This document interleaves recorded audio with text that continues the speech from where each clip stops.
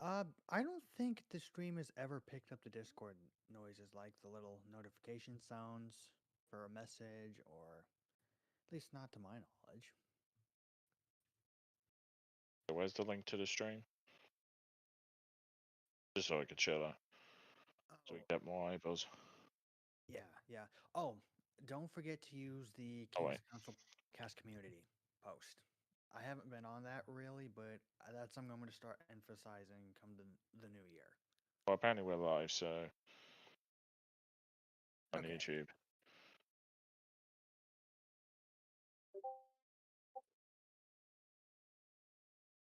Well, then I suppose if we're live, Right.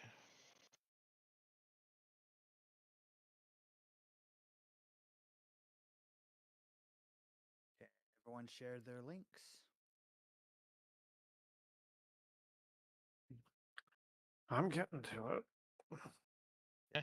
I'll let you guys do the sharing, and while you do that, I'll go ahead and bring us into the stream. Hello, everyone, and welcome back to the King's Council podcast. I am joined by Okairo and Keza. It's been a while since you've been on the podcast. How have you been? I've been doing well, just trying to be the wonderful uncle to my niece and nephews. Scolding people for being filthy Republicans, and yeah, hoping 2026 bless me with great fortune and peace. Awesome, good to hear it. And then we should be joined by co host Scurvy Rum in about half an hour. And we were supposed to be joined by Wise Supremacy, who himself, before we started, said he'd have an hour or less, but it doesn't look like he's able to make it. Life kicked him. Yeah, Oh, yeah, it seems that way. that's annoying, but hey ho. We'll make it work, guys. We'll make it work. Okay, we already got somebody viewing us. Nice. Uh, does anyone have anything they want to add before we proceed with the itinerary for today? I hope, I don't. I hope everyone had a wonderful Christmas, and jolly old Saint Nick's blessed you with such kindness. And of course, happy early New Year, I suppose, since that's come up in a few days. Yep. But Alrighty. yeah, Well, since I didn't bring any hilariously degenerate green post with me again, I suppose we should get right to it. If I could just find the itinerary here. So, you know what's funny? I kept reiterating how much we had to talk about last time, but Cairo, between you, me, and Scurvy, we were able to get through that so quickly that I think it's our second, either that or our first shortest episode to date. If you remember I mean, our, a lot of it was stuff we've done or talked about before. It was kind of just going over it again. true, but the podcast has undergone a lot of changes since it started. You know, at the beginning, we would record long conversations, and it would be the clips that would be uploaded onto YouTube. And then, if people wanted to access the episodes in full, Archaeosophy would have those on his website. Of course, now we've shifted from that to having the episodes pre recorded and then released in full, and now we've committed to live streaming. So, there's definitely some conversations that are lost to the past half year since we've been doing this. Though I definitely like to see if we can get some of those out. It'd be really nice to have some of those conversations out. I think. touche, touche.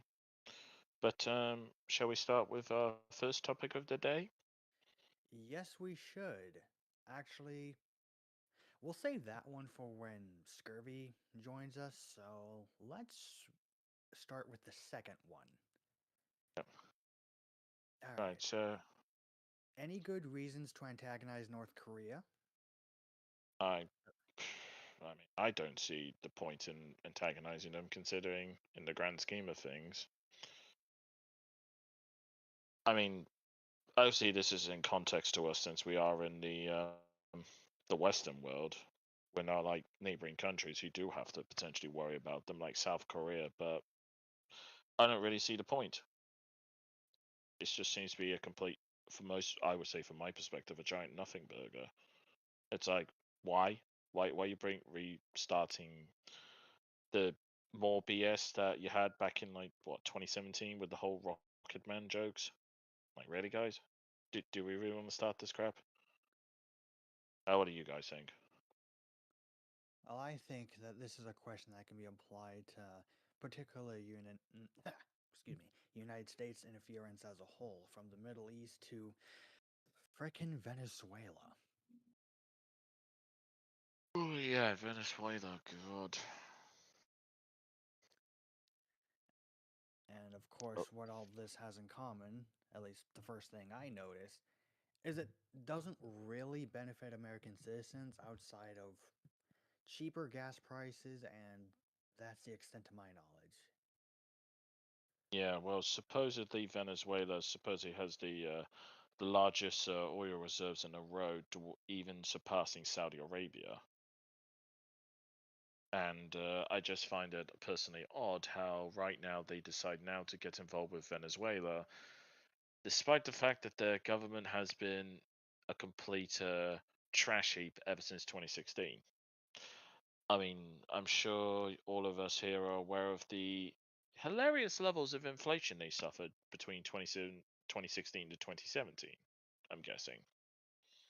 Nah, I was still in school, and Okay, I hadn't even taken any government civics classes yet at the time. yeah, I mean, to be fair, there is a meme regarding Venezuela's inflation, but the problem is you have to play on silence if you don't want to get flagged for copyright music.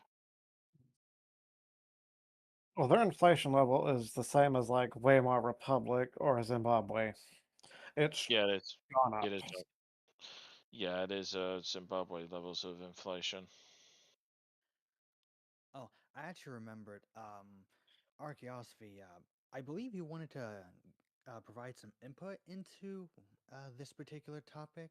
I don't know if you remember mentioning that last week when we were putting all these ideas together.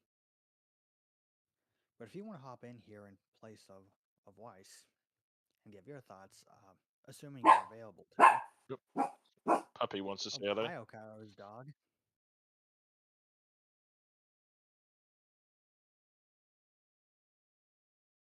All right, maybe not. Sorry. My dogs bark at every little thing. Guys, it's fine. Okay, no worries, Mic Arch. ready. Very well. Yeah. No. All right. Well, this was Archaeosophy's topic, so Yeah, I that's would fair. I would have been. Oh, hang on. He's typing in our group chat here. Might have something to add.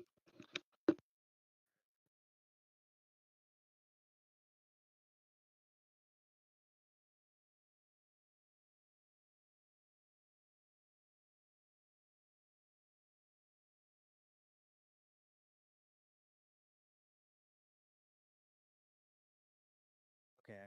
Okay. Gotcha. I will reiterate, in case those of you watching or listening hasn't tuned into the last couple of podcast episodes, Archaeosophy has stepped down as the host of the show in lieu of taking a producer role. Yep, sure thing. If anyone's ever confused about that, old-time viewers. Apparently our audio output is way too quiet. Going to live chat here. Well, I can, on my end, I'm on the quiet side because it is like, gone 10 p.m. here. So I'm not trying to disturb my folks or the neighbors. So that's my big thing. So that's my reason for being on the quieter side. Oh, Of course. to me, you're not That quiet. makes Yeah. sense. To me, you're not quiet. I can hear you blaring in my headphones. Sure thing. Yeah, I'm just reacting to how can in the live chat on YouTube. Yeah, apparently we're quiet on YouTube, It's which I alright. We guess can that's just yeah. We can still proceed. It'll just be something to keep in mind. Uh, this is actually something I've noticed when going back and listening to either the clips or episodes of the podcast is compared to uh, most videos on YouTube, the audio is relatively low, not enough to be an issue, but I definitely have to turn my volume up a little higher than I would watching a normal YouTube video. So I don't see any reason how that shouldn't be the case with Archaeosophy setup going forward. It'll just be quieter than most people expect.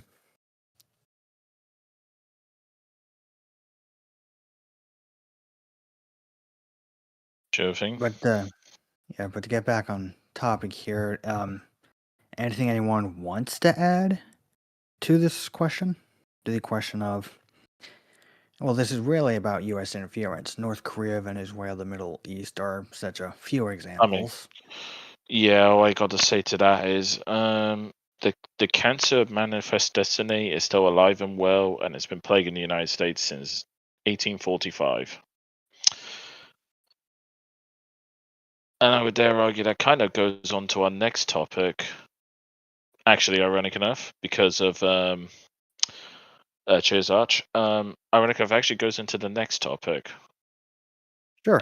Which, funny enough, topic being conservatism being left wing. Ah, yes. This is really the main point of today's council, in all honesty. Yes. Yeah. So basically, part of the reason this topic's come about was largely because of myself. Explaining to you guys the concept of me calling these conservatives Trotskys. Now, I'm not sure about you. I'm not sure about the audience here, but for those who are with me on the panel, what's your knowledge of Leon Trotsky, the filthy Bolshevist? Aside from him being a rival to Stalin, very little. Oh, sorry, Akira. Did you want to say something there? Well, in regards to the second thing, yes, but you two have decided to go off onto the next subject. Okay, My you apologies. tried talking, we didn't pick up any audio, so. Sorry, my apologies. We can scroll. No, We can scroll. by all means, give your input real quick. Well, Yeah. The best way to look at any good reasons to antagonize North Korea is look at what the U.S. has done historically. Why has it always poked its finger into another country's pie? It wasn't to improve that country. It wasn't to help anything. It wasn't to help its own citizens. It was they're touching something we don't want them to touch. We're going to go break all of their things. For North Korea in specific, we don't even have to antagonize them. The U.S. sends, I think, North Korea around $100 million in food aid every year. So really all the U.S. would have to do is stop doing that. How much aid do they send South Korea as well? I wonder. That I haven't looked at, but probably something a lot higher. Well, I'd imagine they are one of our allies.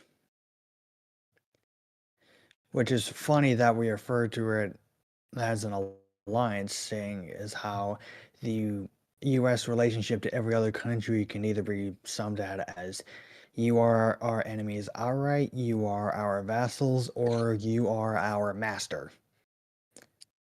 Most certainly, the U.S. has no allies. It's either you're an enemy and we're going to destroy you, or you're a vassal and we'll just destroy you a little slower. Yeah, that's more or less my point. And then you have the one nation that the entire United States government answers to on a whim. Yes, our overlords. Yeah, I mean, Who was it that said that to be America's enemy is dangerous, but to be America's friend is deadly? I don't know who did, but they've got it right. Pretty soon, unless I'm mistaken, I believe that was Kissinger who said that. Maybe. Might be I'm mistaken probably. on that. So yeah. Oh no, I was just saying I'm the least educated person on this show, so if anyone would know anything about these things, it'd be the rest of you guys.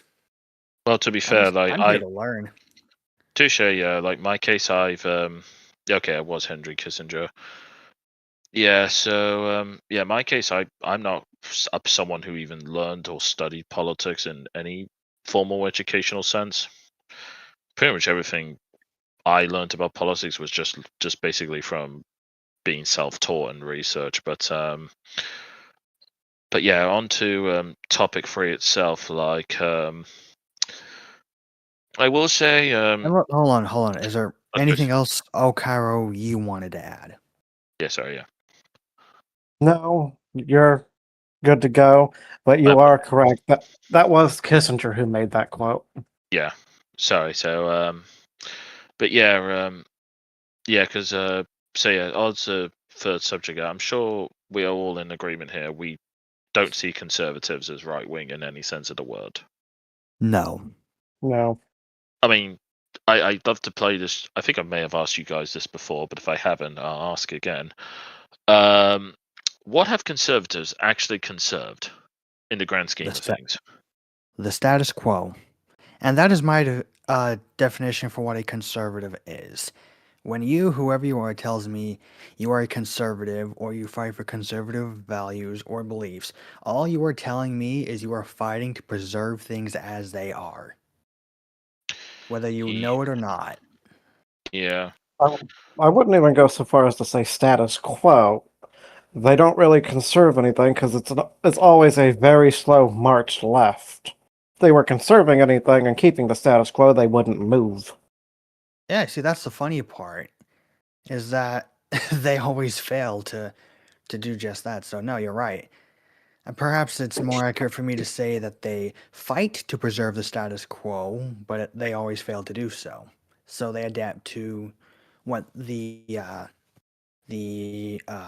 next thing is. yeah. I will say, um, I would say the only thing the conservatives have conserved, and I use that term quite loosely, is their financial place, their finances,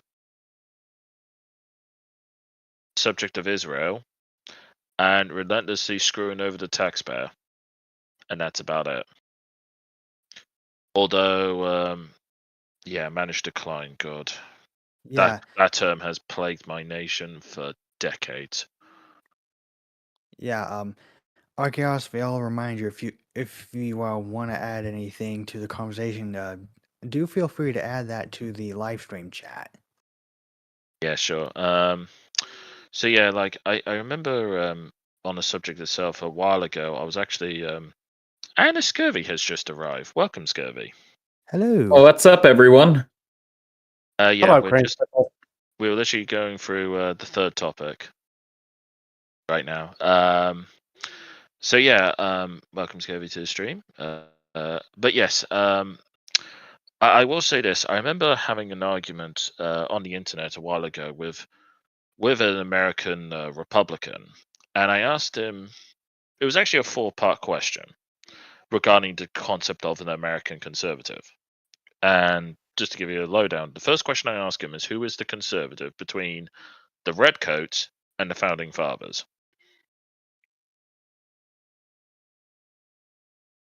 That's a good question. I would actually answer the Redcoats personally. Okay, so you see the Redcoats track. What about everyone else on the panel? I'll admit I got distracted. What was the question? Who was the conservatives? The Founding Fathers or the Redcoat Loyalists? In my opinion, neither of them. Okay, interesting. I'd also go with Okairo's answer of not either of them. So ironic. I would argue they're the redcoats because the founding fathers was the revolutionaries. See, that's what I was thinking. Yeah. The second question I asked this person was, good point, Dusty, in the chat. Conservatives are yesterday's liberals. Or they're libs driving at the speed limit. I believe, was it Michael Malice who used the expression? Conservatives are just liberals driving at the speed limit. I might be mistaken on that one. But the second question I asked him is, who was the conservatives between Abraham Lincoln and the southern states? Boy. That's a good one. I'd have to say the southern states. Okay, you say the southern Actually, states, correct? wait, hang on. No. Sorry. Let me change my answer. It's Lincoln. As I need to think about that for another second. My answer is my shot of rum that I'm about to take. Very funny. How about you, Akira? I would have to say a little bit of both. Interesting. I would argue it's the southern states because Lincoln was the revolutionary dictator, violating guess- the 10th Amendment. I guess for me, I think I would also have to really go with neither. Funnily enough, Yeah, I can I see think that both. to a point. I think both the North and the South were trying to like preserve something. And I'm not gonna say, oh, the South were trying to preserve slavery. That's like Jewish lie. But I will say they were trying to preserve something cultural that is uniquely Southern. And the same thing could apply to the North. They were trying to conserve what was uniquely Northern culturally. Touche. That's probably true to That's some true. extent. Do you guys want to hear why I think it's Lincoln? Okay, yeah, let's hear it. Because he was trying to preserve the Union. The Confederacy was Touche. trying to separate. Touche, but some may argue he violated the 10th Amendment, which is a revolutionary act, which is anti-conservative. Well, that actually brings me to. Excuse me. Sorry, I just thought of this like literally a second ago as you were saying that. Can he be a conservative and a revolutionary? Well, I would argue you can't, because by being revolutionary, you can't be a conservative, because if you're a conservative, you technically don't change. Whereas being a revolutionary, the whole point of the revolution is to bring about change. Whereas I think what you're referring to is being a restorationist. I think that's what you're thinking of, where you have a revolution to go back to a time of the old ways. I suppose Or that as- makes sense. Or as progressives like to say, like everyone's favorite bestiality non-apologist Vorsch likes to say, a reactionary. Which I laugh at that term because it literally comes about after the French Revolution, realizing the chaos they did from after killing King Louis XVI, which ended up leading to Napoleon. And we all know what happened there. Oh, that's a good point. Yeah, so so to go back to the questions point, the third question I asked this American conservatives was, who was the conservative? The civil rights movement or the opposing side? Oh, that's easy. The opposing side. The rest of the panel agree with that? I think it's the Civil Rights Act that was the conservative part. Considering when you think about like their end goals for it. Scurvy, Okay. you. Let me think on that. I lost track for a second. I was No just worries. posting the link in the Christian content creator community server. No worries, no worries. cool. Appreciate the shilling. But what's it called? So yeah, and the final question I asked this American Republican, I should say, were all the people who I called conservatives the same people? Well, hold on. Can I actually go back to your previous question for a second? Yes, what's that? What's your answer to were Civil the rights versus anti-civil rights? yes, who was a conservative? Do you think? The anti-civil rights. Okay, see, I thought so too. Yeah. So, and then the final question, just to repeat, were all those people who I called conservatives the same person?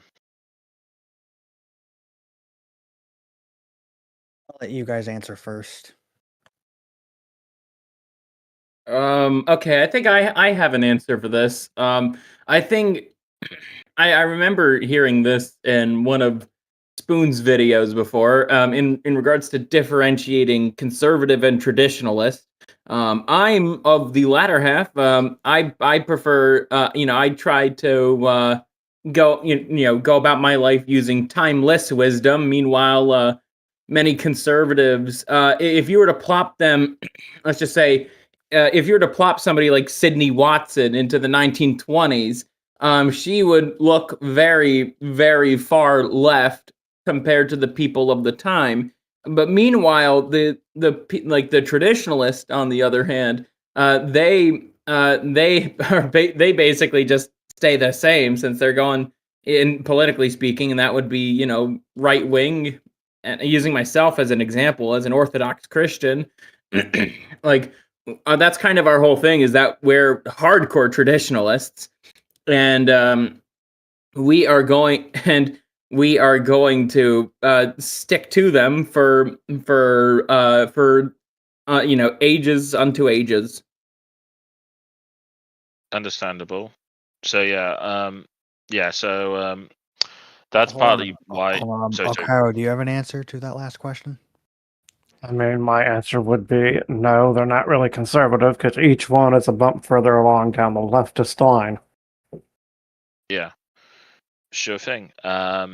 Basically, when I asked that question, the guy said no. It was like, but do you understand how you picked the side who was the conservative, but every single time you said you admitted they were a different person, but from the progressive standpoint, that was just a natural trajectory or natural evolution of the progressive movement.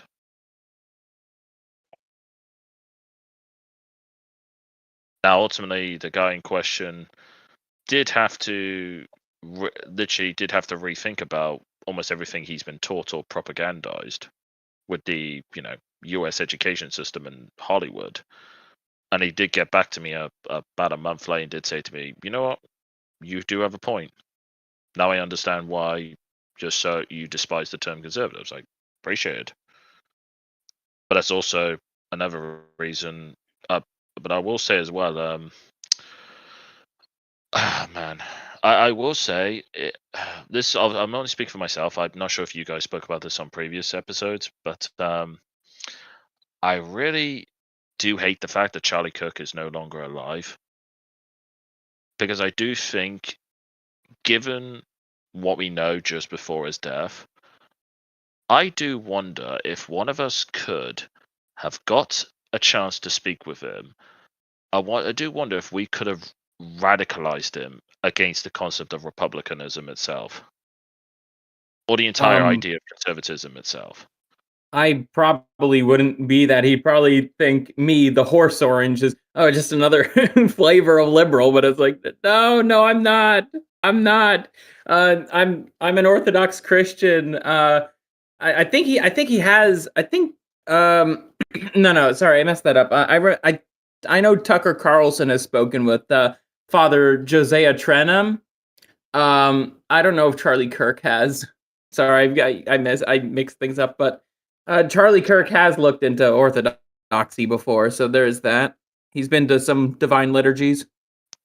Yeah, I mean, I was just more speaking to the context of, I'm not sure if I'm pretty certain you guys saw this, that he was, before his death, he was questioning a lot of the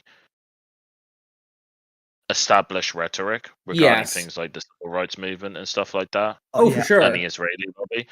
And I do wonder if he was still alive, purely speaking hypothetically, of course, purely speaking, hypothetical, of course. I wonder if any of us or anyone we know who think along our lines, if they got the chance to speak with Charlie, especially one-on-one, do we think we could have potentially radicalized him against republicanism itself and bring him over to the monarchist side?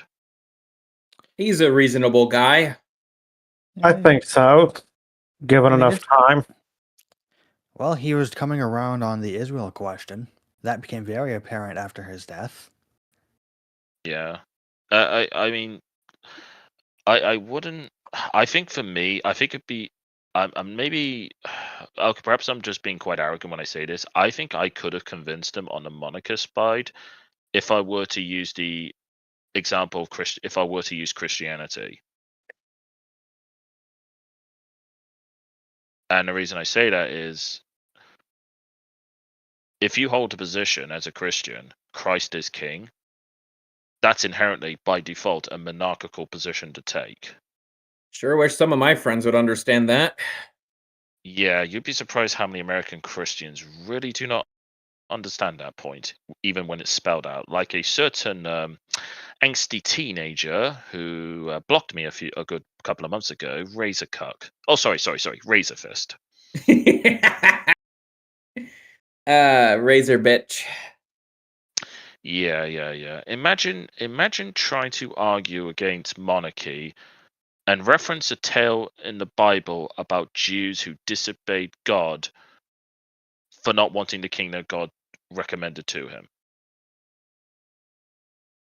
Oh, it's worse than that. They wanted a king while they were under direct rule from God himself. And the reason why Yeah, they wanted this was because that's what their neighbors had. Never mind that the neighbors had not been a part of the covenant that they were with literally God himself reigning over them. And yes, we have gone over this topic extensively because my it's one that apologies. gets brought up. No, not at all. But it is Yeah. one that gets brought up to me when I talk about it, Sure be thing. it online or offline. It's also why I keep bringing up the Book of Mormon as often as I do in relation to monarchy, because these are usually the arguments that are made and in reference to when I talk about talk about monarchy with my family. These are the kind of questions and remarks that come my way. So it's important that I read and know and understand what it is they talk about. Otherwise, how am I supposed to defend my position? Or rather, how is my position defendable? Excuse me, defendable if I don't have the whereabouts to uphold it, to understand the positions I hold. Exactly. Kira, do you have something to say? Nope. Nothing at all? To be fair, once you guys started going with the religious stuff, I kind of just zoned out. My apologies. I will say No, as well. Sorry, go ahead, Troy. no, you go ahead. No, I was just going to say as well. I think I shared this with you guys. Did I share you my back and forth with Grok, where I radicalized it to support monarchy? You've shared a couple of those. The Grok. How will you learn about monarchy from Supreme Dictator Kiza or Emperor Kiza? It's fine. Remember, that's my preferred gendered pronoun, which I demand the pronoun types to call me by. I see. But you guys are chill. You can just call me Kizzo because I'm not that much of an egotistical grade AC next Thursday. But Right. but yes, what was funny was when well-timed meme. Yes, very well timed meme. I just thought of that. My apologies argument. He was asking me behind the scenes if there was anything I wanted him to show on stream for the audience, but I literally just thought of this meme a few moments ago that I dropped in our group chat. So, again, my apologies. It's really funny considering one of the guys in the picture is technically speaking half a homosexual, and Okay. has a history of cross dressing. But yes, regarding that point, yes. So Arch, basically, I did radicalize Grok on. Okay, so I'd have to bring this up just to remind myself because I've had two conversations with Grok about the monarchy question. Basically, it tried the classic simping for democracy and the whole subject of, human rights and accountability and so on and so forth. But I did eventually convince it on the side of monarchy, and I pointed out, for example, what's it called? I did actually manage to point out how, using examples such as the family unit, that's inherently a monarchical structure, and children brought up with their parents live significantly better lives than they do being brought up by the state via orphanages. I'm sure we all agree with that. Yep. The second example I used was referencing the private sector, of how the private sector is overwhelmingly monarchical in its structure. Because most companies, especially the super successful ones, are founder based or CEO based setup. They're not working co-ops where everyone votes for their boss.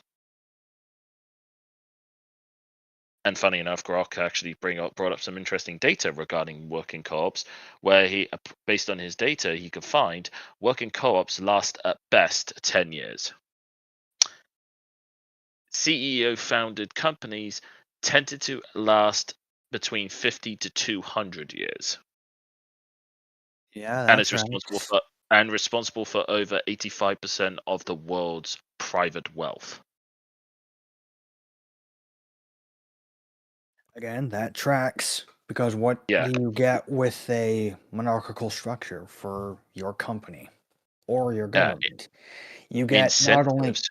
well, not just incentives, you get a family legacy with a clear vision being passed from a predecessor to a successor.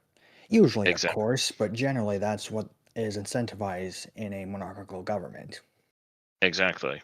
I pointed out the incentive structure at parliamentarian democracies and republics. There is no actual incentives for politicians to do a good job, because they're basically guaranteed to get paid even in a recession. And let's be honest here, being voted out is not a punishment. Whereas if monarchs do really bad jobs, as we know from history, they tend to Lose their cease head. to live. Exactly. Obviously, I'm trying to use YouTube safe language here, but that's the funny part. So not just that. Another reason I radicalized Grok in favor of monarchy is the inherent honesty of monarchy versus republics and parliamentarian democracies, which Grok couldn't argue, because every parliamentarian democracy or representative republic pushed a facade of representation, but in truth, they only represent the donor class. This is actually something else that a lot of people don't understand about supposedly representative governments. Yeah, Is even if we take the idea on its face that a vote determines who is in power, you have to consider who's counting the votes. Because there's always exactly. someone who counts the votes. Exactly. Should we even talk about 2020 and the highly questionable counting of votes in multiple states? Actually, it was the most fair, and there was the most fair election and most verified election in all of United States history. You can't even say that with a straight face. I cannot. You're right. I can't. Yeah. But yes. With that being said as well, and Grok did admit that the idea of representation is technically false, because if you were to truly represent the people, the political class would be complete slaves to the whims of the people, which would inherently lead to an extremely schizophrenic form of government, having bloody referendums 24/7. Well, how do you even enforce that? Well, exactly. It's like, if you want to represent the majority, it's technically speaking, it can't be just whatever the majority said at this point and disregard what happens in the future, because people change their minds and people are fickle. Yeah, and this is even assuming that governing based on the will of the majority is virtuous. Exactly. Does anyone else have anything to say on that? Which we do not live in a virtuous society. If we did, I'm not sure we'd be having this conversation right now. Nobody No, would. definitely not. I mean, hell. I mean, if I look at my country, ye old England, if democracy was truly enforced, well, hey, the demographic replacement of my fellow countrymen would not be happening because there's no actual majority public support for demographic replacement of my native people. Yep. Okay. Anything you want to add? To build off what Kizza was saying with the whole elected people and such, there was a tweet on X with Madam Savvy that I saw where she was saying something about, vote, don't vote for this person, vote for someone else, right? And I had to correct her and go, it doesn't matter which one you vote for, they both suck. And I told her, if you really wanted any kind of change, like, we could put a farmer up there, you could vote for him to get him in, but at the same time, you're not going to vote for the farmer because you're going to sit there and go, well, he doesn't know how to do the job. Exactly. And especially in these current times, I'm sure you'll all agree here, we are in a time where we actively desire, when it comes to monarchs such as Richard Lionheart. We don't want pacifists like you see with my current King Charles III, who I would argue from traditionalist grounds is a straight up traitor. You mean King Environmentalist? Yeah, such an environmentalist. He has multiple freaking highly gas guzzling cars and flies around on a private jet all the bloody time. Really environmental. Ugh. Can't stand environmentalists. Ugh. Those watermelons. They disgust me. Yep. Watermelons. Honestly. And what else is there? Back to the radicalization of Grok. Another thing that Grok could not argue was the subject of war. As Grok could not, because I did ask this question to Grok, could it name one historical example of an elected president or prime minister who fought on the battlefield of a war that they declared? It could not name a single one. But I think many of us could name monarchs who have taken the field themselves and have died on the field. Yep. In fact, when Grok did the timeline for monarchs, this was the European monarchs between 1500 to 1918, he said 70 to 80% of monarchs fought in the wars that they declared. 70 to 80%. And the key point of that is wars that they declared. Yeah. They declare those wars full well committed to the idea of fighting said wars themselves. Exactly. Now, what's it called? So yeah, that was another aspect, and I also pointed out that the fact that they are willing to shed blood, that they're willing to fight in their own combat, from a diplomatic standpoint, that would make monarchs much more likely to source diplomacy rather than go into war. Whereas current parliaments and republics, they can happily declare war left, right, and center because they know full well they don't have to fight it. Yep. Because they know they're going to be protected. Exactly. What else is there? I mean, it's not just that. When you look back on monarchy, if the king didn't go to fight his own war, a lot of the nobles would look at him and go, "What are you doing? You made this war. Get out there, start marching." Well, not just that as well. That it was also an easy way for the military, especially the top generals, to declare mutiny, because ultimately the reason the whole concept of commander-in-chief even exists is because of kings were the commander-in-chiefs of the military. They didn't lead, then quite frankly, the top generals who ranked below him started getting would see him as ideas. well, exactly. And also, it is, well, even Grok acknowledged this, kings who fought in wars, they had what could be considered fanatical followship from their militaries because of the fact they fought in the trenches with them, to I use mean, such an expression. yeah, because you can see it nowadays or back when, like World War One, World War Two, when on the field commanders, when they'd go to the front lines and fight, their men would follow them, but they wouldn't follow the commanders who would stay behind the lines. Exactly.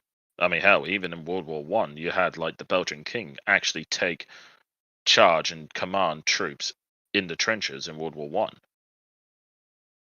World War One, like what? It ended. It was 1914, just over a century ago.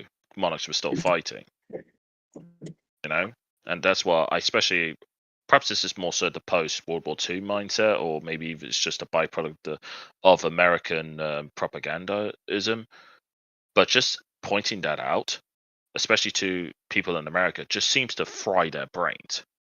The idea of their leaders actually fighting in battle.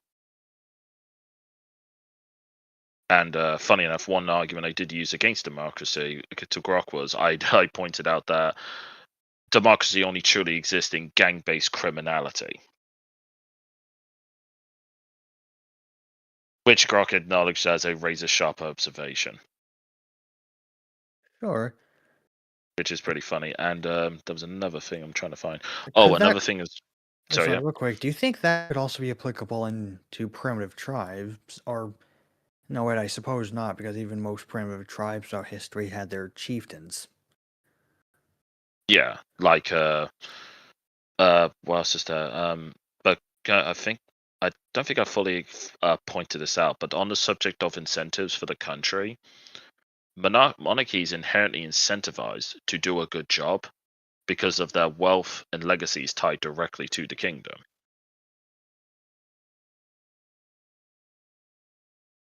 So, for example, if you have, I don't know, let's say hypothetically I became the new king of England. If, let's say, my current wealth is, what was it? I think Britain's economy is worth about $3 trillion, give or take.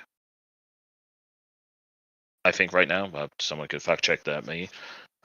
Let's say I take over and I rule for 30 years, and let's say I triple the GDP of Britain. I've tripled my wealth. Because my wealth is tied directly to the kingdom. Whereas if I if I reduce the wealth of the kingdom, my wealth is directly reduced because of it. Whereas with politicians, sorry, yep. Oh, no, go ahead, finish your point. I was just Whereas with let's say the current represented political class, it doesn't matter how the economy is doing; they're guaranteed to enrich themselves regardless of what happened. I mean, funny enough, Grok did the prime example of Nancy Pelosi, where she increased her wealth through the COVID lockdowns over five times over. We do speak about this quite a bit, granted not here on the show, but just in regular monarchist conversation. But you actually reminded me, going over that just now, of how I came to that conclusion. I observed the financial practices of the Church of Jesus Christ of Latter-day Saints and tracked where tithe money goes. Yeah, that's a good point there. Funny enough, another thing I pointed out to Grok was I pointed out, because we kind of went back and forth on the subject of tyranny, and I pointed out that the most tyrannical governments people think of overwhelmingly came about due to representative republics and democracies, which it stated the 10 most, it averaged out the 10 most murderous, repressive, and totalitarian regimes over the last 125 years. And this is all like based on an adjustment, so like body count adjustment, and no, not the other kind of body count people talk about on the internet. No, Duration adjust regarding sexual partners. Duration adjusted and pure dystopian control adjusted, and it said the top 10 were Mao's China, Stalin's Russia, Hitler's Germany, Khmer Rouge Cambodia, North Korea, Lenin to Stalin transition of Russia, Mussolini's Italy, Ceausescu's Romania, Maduro, Chavez's Venezuela, and Robespierre's Committee of Public Safety, the Republic of Virtue, in 1793 to 94. Although weirdly, it references although it wasn't in the list, it does make mention to the Imperial Japan of 1931 to 1945, which is said to a constitutional monarchy that went rogue. But look at that. In that entire list, a single monarchy, and it's not even what we would arguably call a real monarchy. Yeah, exactly. Since Imperial Japan had a freaking parliament. Yeah, because it said the constitutional monarchy that went rogue, but even there, the military coup was enabled by a weak elected parliament that kept voting emergency powers.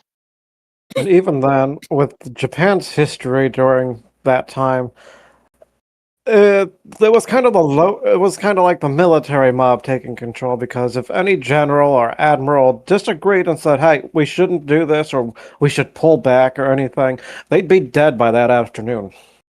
And there are Well, several cases, and there's several cases of it. Well, exactly, because you'd be committing heresy in that aspect. Going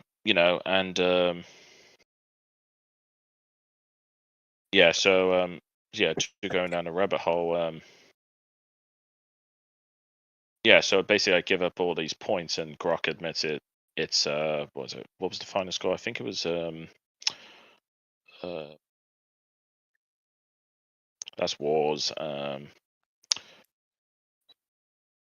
Oh, actually, another thing I pointed out to Grok was remember I was saying about incentives with the kingdom, but another point I made out was that the monarchy and the subjects in this context, or the people, would be naturally aligned in the sense of wanting safe, prosperous kingdoms. Whereas if you look at the political class and the public, they are not necessarily naturally aligned, because the political establishment want problems and chaos in order to give themselves more power and to make themselves feel needed. I think this speaks to something else that I think everyone's noticed in their daily lives. Or maybe it's just me, but I definitely like your guys' input. Whether it's just out in whether it's in school or in the workforce, you guys ever notice that the most suitable people for possible leadership or management positions are usually the kinds of people who don't want them, but some of them Yeah. rise to the occasion, whereas the people who actively work towards gaining a leadership management position tend to be ill-suited? Yeah. I believe there's a term for this. I think it's called the paradox of. I don't think it's called the paradox of power. It's. I forget what it is, but the saying goes: those who are most worthy to wield power don't seek it.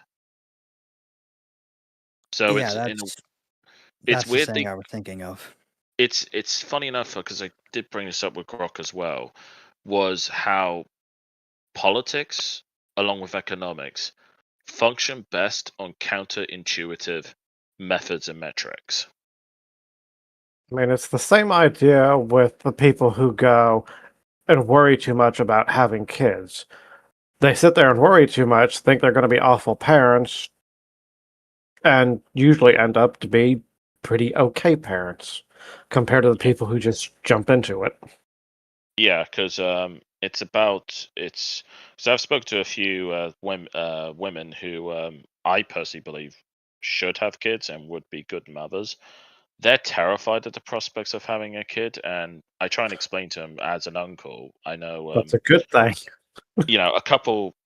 I believe our friend Wise is a father himself.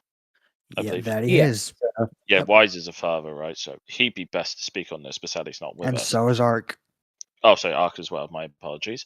But yes, like obviously I'm an uncle of 4, and I've helped babysit and raise altogether like 14 kids in my lifetime. And I would say this to anyone who's young who really wants kids but is worried about it. I'll just say this from my perspective. Anyone else who listens to us, or like anyone else who's a parent, can vouch for this. When a baby does come into your life, a lot of the worries and instincts you have tend to just disappear, and pure instinct just takes over. Yeah, because it goes from that thought process of constantly worrying and it translates into action. Yeah. Like any worries you have, it just does it. Almost like, I hate to use the term programming or change a program, but Instincts. yeah, your instincts take over. It's like a new program just got uploaded. Yeah. Insert the whole joke about NPC where the new current trend, they just get swapped out with the chip. Yeah, no, because I can attest to your statement here, being an uncle myself to a adorable niece and a nephew on the way. Just Yeah. something I noticed watching my sister and brother-in-law becoming parents for the first time, and their approach to that as well. And I'd imagine anyone who is familiar with someone from a relatively healthy background, or at the very least manages to build up a healthy family dynamic. I'm sure any of you aware of those prospects could make a similar statement as well. And to roll this back into the monarchy thing for Kiza, Yeah.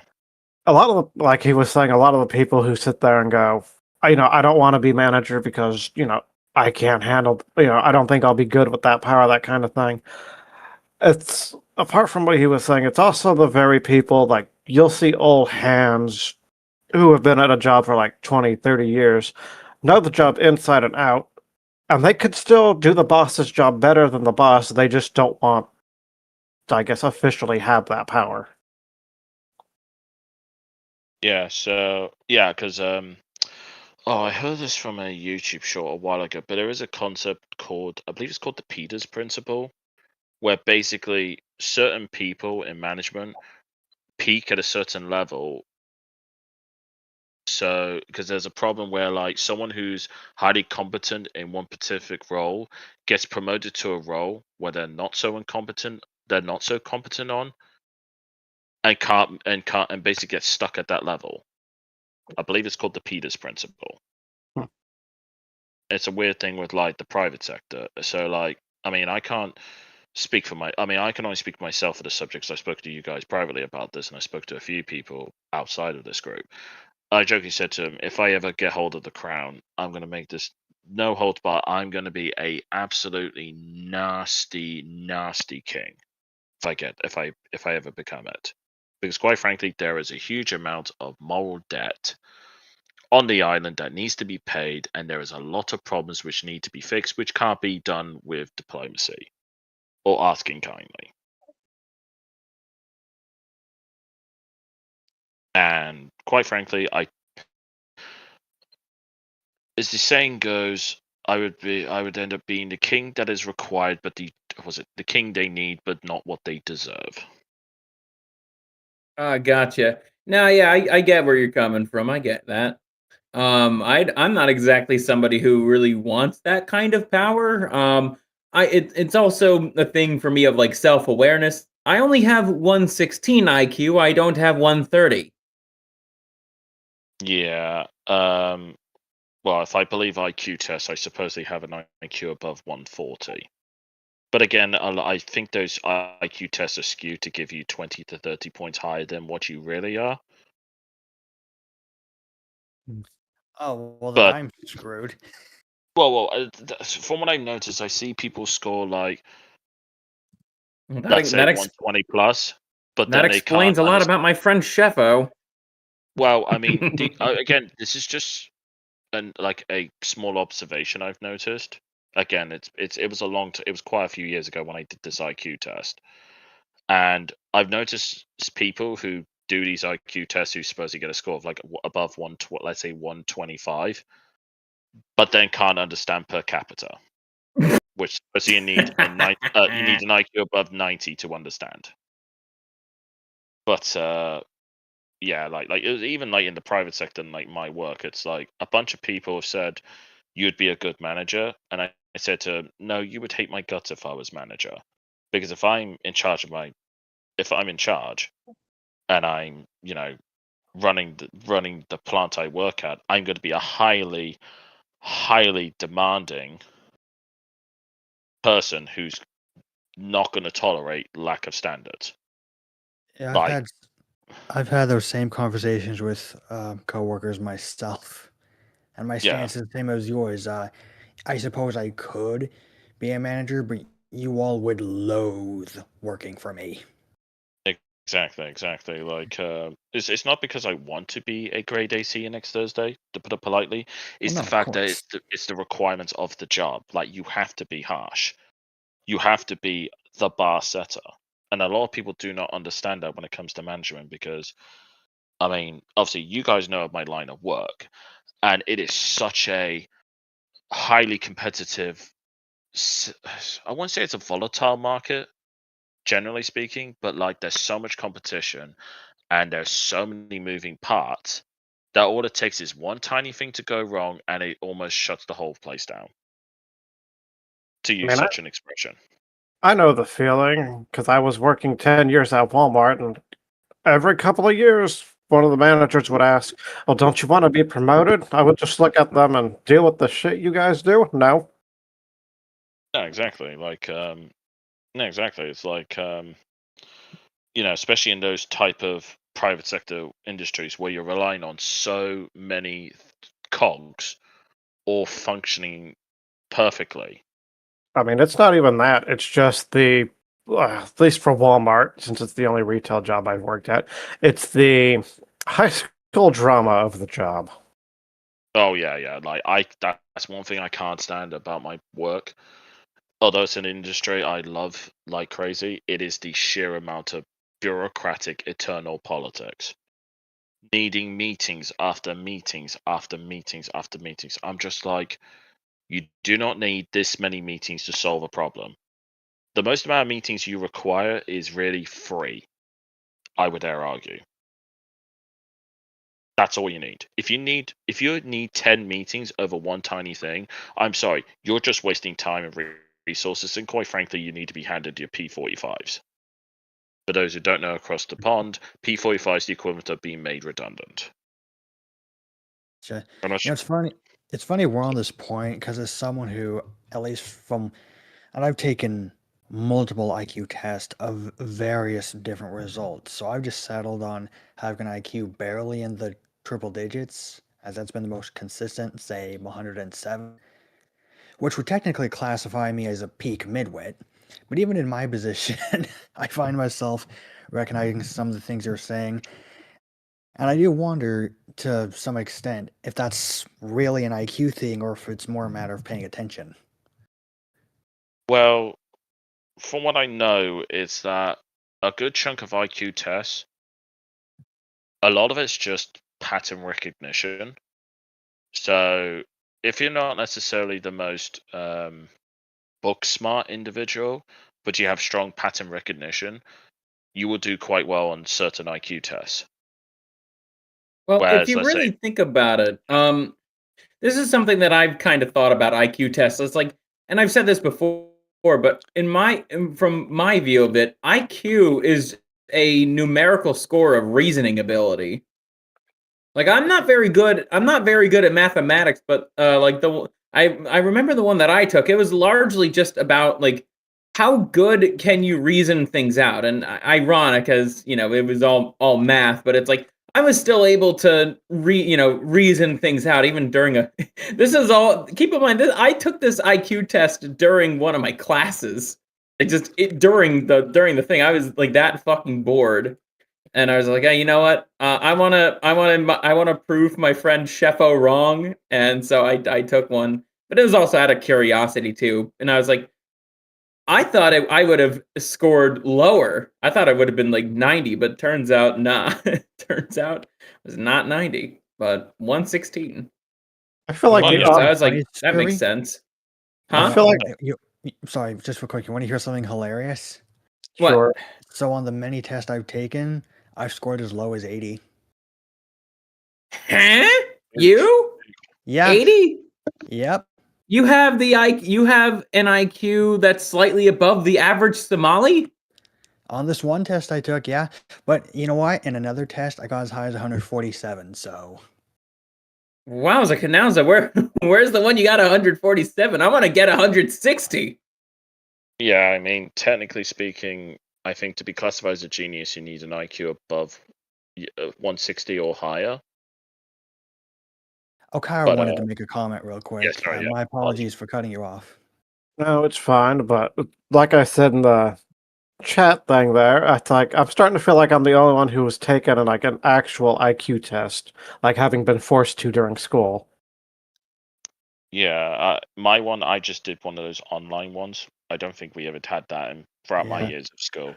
So, But And I will say, sorry to interrupt.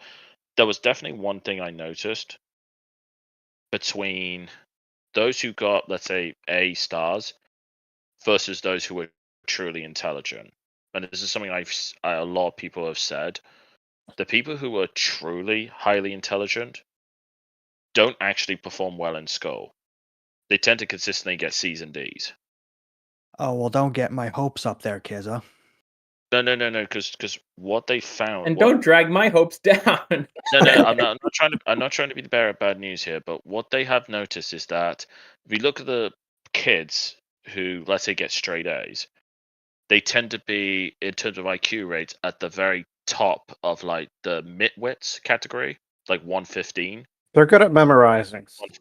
Yeah, they tend to be the ones that are just very good at regurgitating. Whereas those who are, let's say, 145 and higher, generally 145 or higher, the reason they don't do so well in school is because they're not intellectually stimulated. Yeah. Which is why they tend to, you know what they talk about, those special kids, the special genius kids. That's why they need significantly crazy questions. Yeah, Or That was was subjects. not me. I was just special, not a special genius. yeah, that was Touche. me. That was me during school because I had to take the IQ test for them to even consider me to like jump a grade or two. Yeah, because And then- like for instance, you're gonna. Sorry to interrupt again. Try when you dealing with people who like have such, who are just on another level of intelligence and thinking, they see things that the average person, or let's say a top end midwit, will not see, which is the Uh, problem. You know. Well, I can say that's probably not me since I had been in special education my entire life, and whenever I took general ed classes, I always lagged behind. Though in my Yeah, like, case, I'll admit it was a matter of time. yeah, like my case. I mean, my case, like, cause I mean, I would say in school, like, most subjects didn't really interest me until I got into college, where I went into engineering. That's where I could really really unleash my intellectual capabilities, because my tutors would ask some complete curveball questions to you. Like, funny enough, this one you'll laugh at. Yeah, that's true, Arch. Yeah, doing well in school just means you're good at following orders. That's why it shouldn't surprise anyone. Like, women are the most educated. Oh, that's funny. Well, to get us back But on topic, I do have a question yes, with how you were talking with Grok. How did you yeah. how did you get it to how did you deal with the whole human rights argument with it?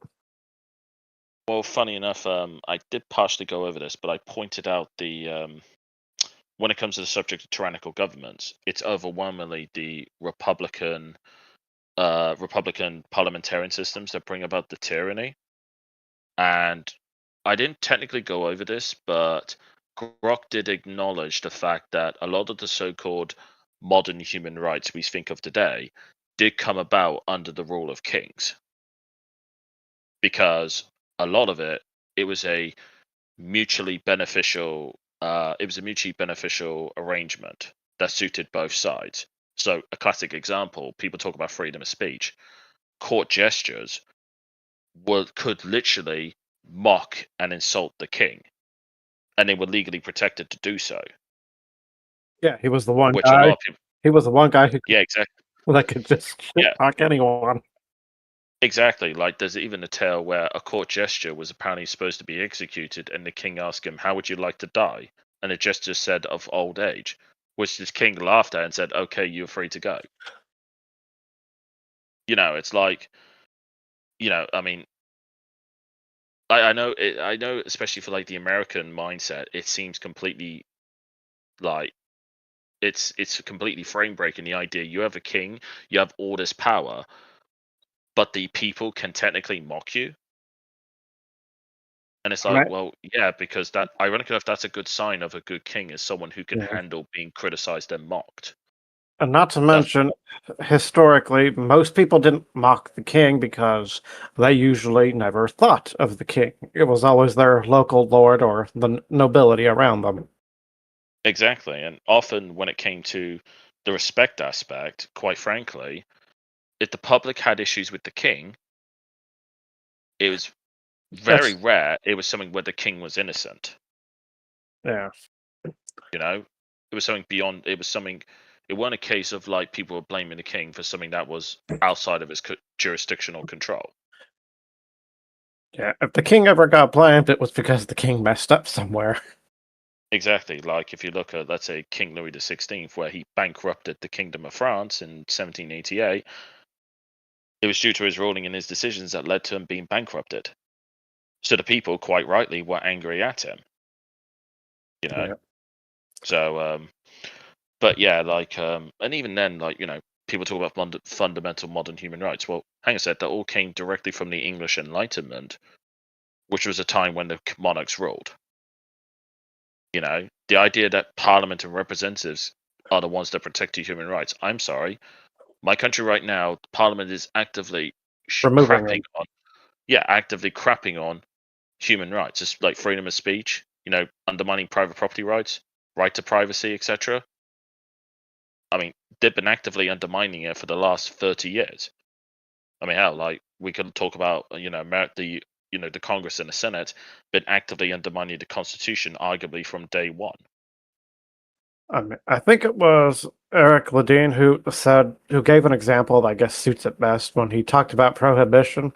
That if prohibition happened during a monarchy, the king would end up tried and quartered within 48 hours. But a democracy, we can do it, and it can last. What is it? Last 13 years, I think. What's that? Sorry. Well, prohibition. It's like how long did it last? Like 13 years. In America? Yes. Yeah.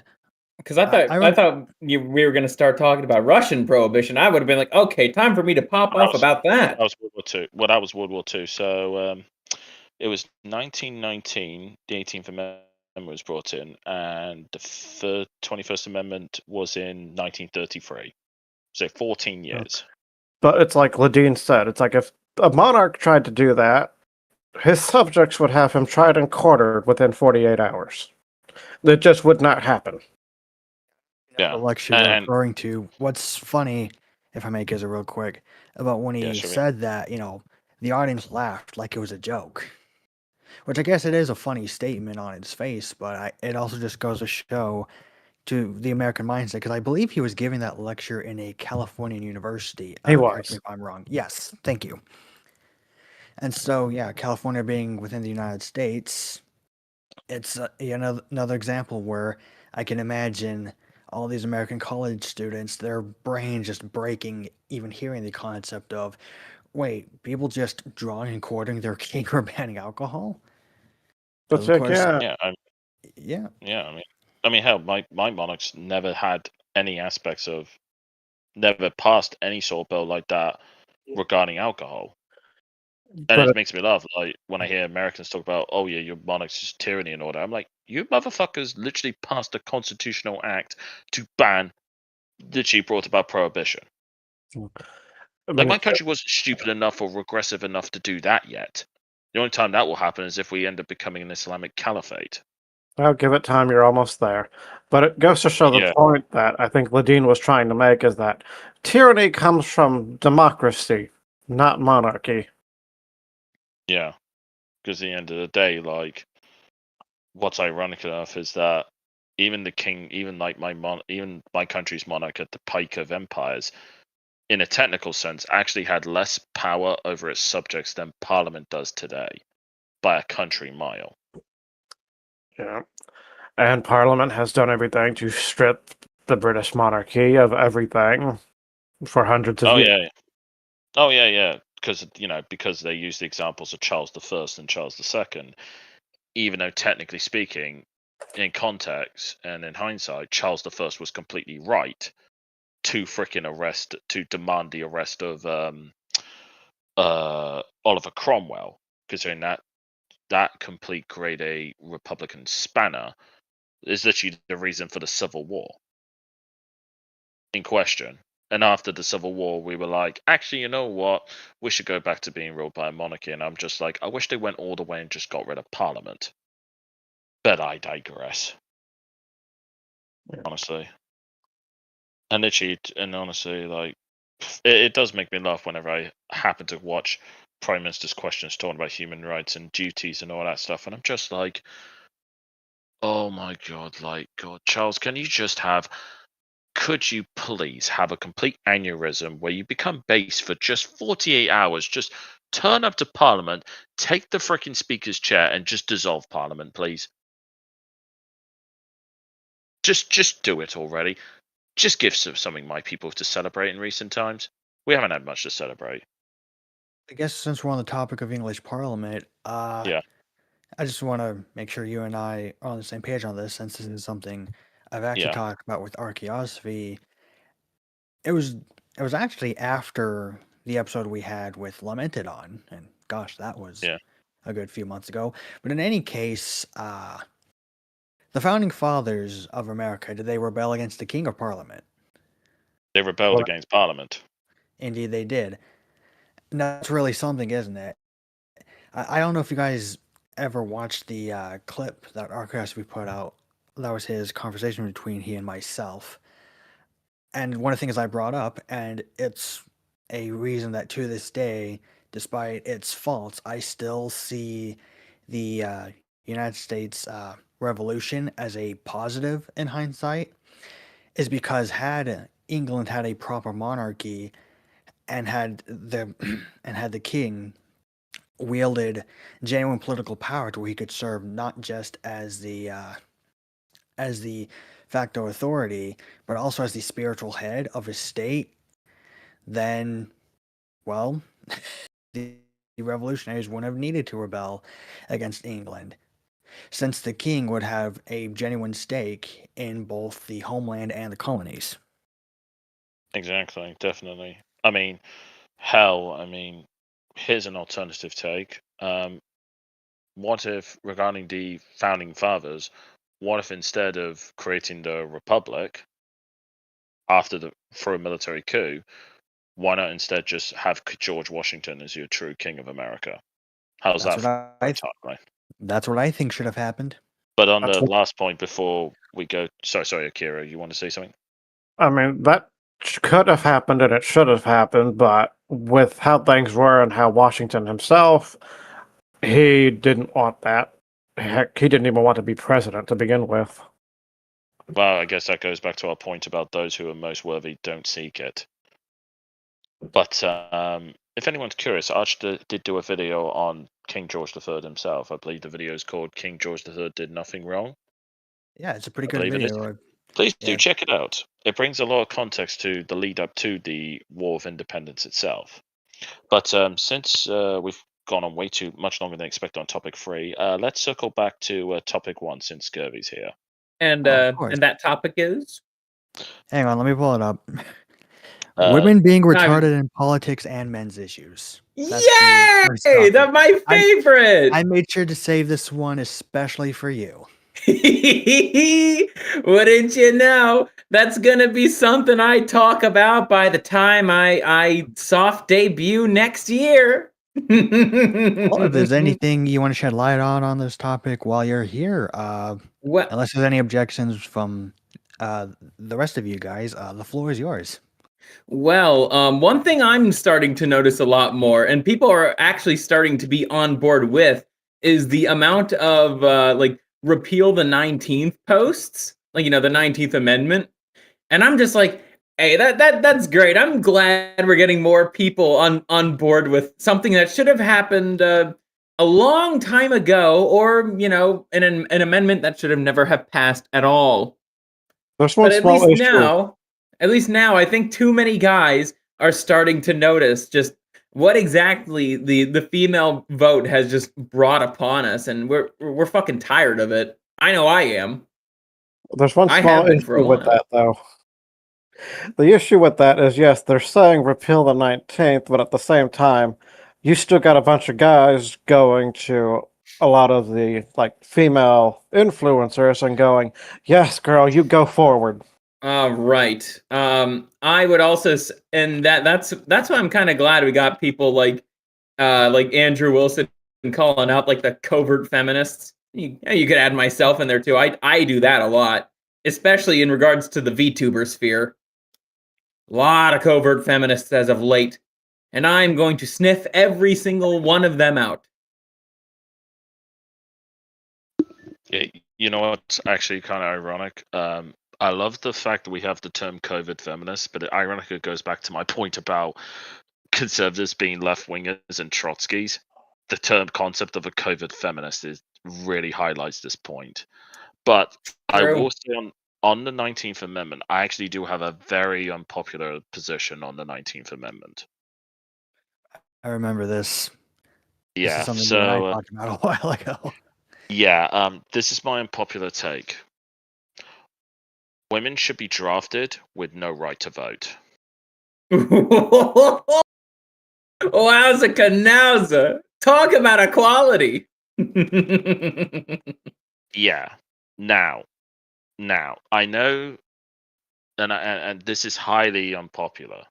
I'll say this right now. I would struggle to get to get more than 2% of people agreeing with this position. But here's my logic behind it. The 19th Amendment, unless I'm mistaken, was passed in 1920. Right? It was Around passed there. In the for. United States? Or was it 1910? Could have sworn it was I sooner. think it was 1920. I'm pretty certain it was 1920 because Prohibition was 1918. Cheers, Arch. But yes, so effectively, It for was 105 years, women have had the power to influence politics with no direct stake in question. Thank you, Kira, to confirming it's 1920. Whereas with men, with the subject of universal suffrage for men, all men got the right to vote with the subject of with selective service, which I would argue is a blatant case of injustice. So I say to create a sense of equality, or dare I say, what's the word? Bring about a sense of equity to the subject of the draft, I would dare argue it is only fair in the name of equality to have women be drafted with no right to vote. Now, ultimately, in the American context, if you were to pass this, somehow, it would be absolutely hilarious if you could pass this in 2026. In this timeline, in the sense of equality, women would be drafted until 2132. So you have 106 years of voting rights with no draft, and you now have 106 years of draft with no voting rights. So you have everything perfectly balanced. But Kizza, that would piss off the civic nationalists. That would piss them off. Oh no, we can't have that happen now, can we? I don't care for civic nationalists, but there is some context regarding this new arrangement. Firstly, when it comes to 2132 in this timeline, there would be a legally binding referendum for women, and you only have two choices. You gain voting rights, but you keep the draft, or you give up, or if you don't want to be drafted, you give up your right to vote indefinitely. A pure binary choice. I mean, the more likely choice is they'd sooner vote that men lose the ability to vote. No, but here's the thing. This is like a new amendment in the context. This is going to be like the 28th Amendment. That stays until 2132. Now, and this is where my cunning evil side comes in, quote unquote. There is a opt-out clause for women who don't want to get drafted. Children. You have to be married with 5 kids to your husband. Yeah, that's reasonable. Of I course, know. as I've heard 4. In regards to that, I've heard 4, but 5. That's even more skin in the game. Yeah, 5 kids. Now, I know what you're saying. Why 5 kids specifically? That's to counteract the negative birth rates that the Western world has suffered since the 1970s. But secondly of all, the reason I say 5 is because you will generally produce enough offspring to not only to easily replace both the parents double fold. And that's the type of level of birth rates you require to if you really want to completely do a complete role reversal in terms of the deindustrialization and managed decline you have currently in society, especially with the subject of pension, the Ponzi scheme of pension, etc. You're going to need to get those birth rates up to effectively industrial revolution levels of birth rates.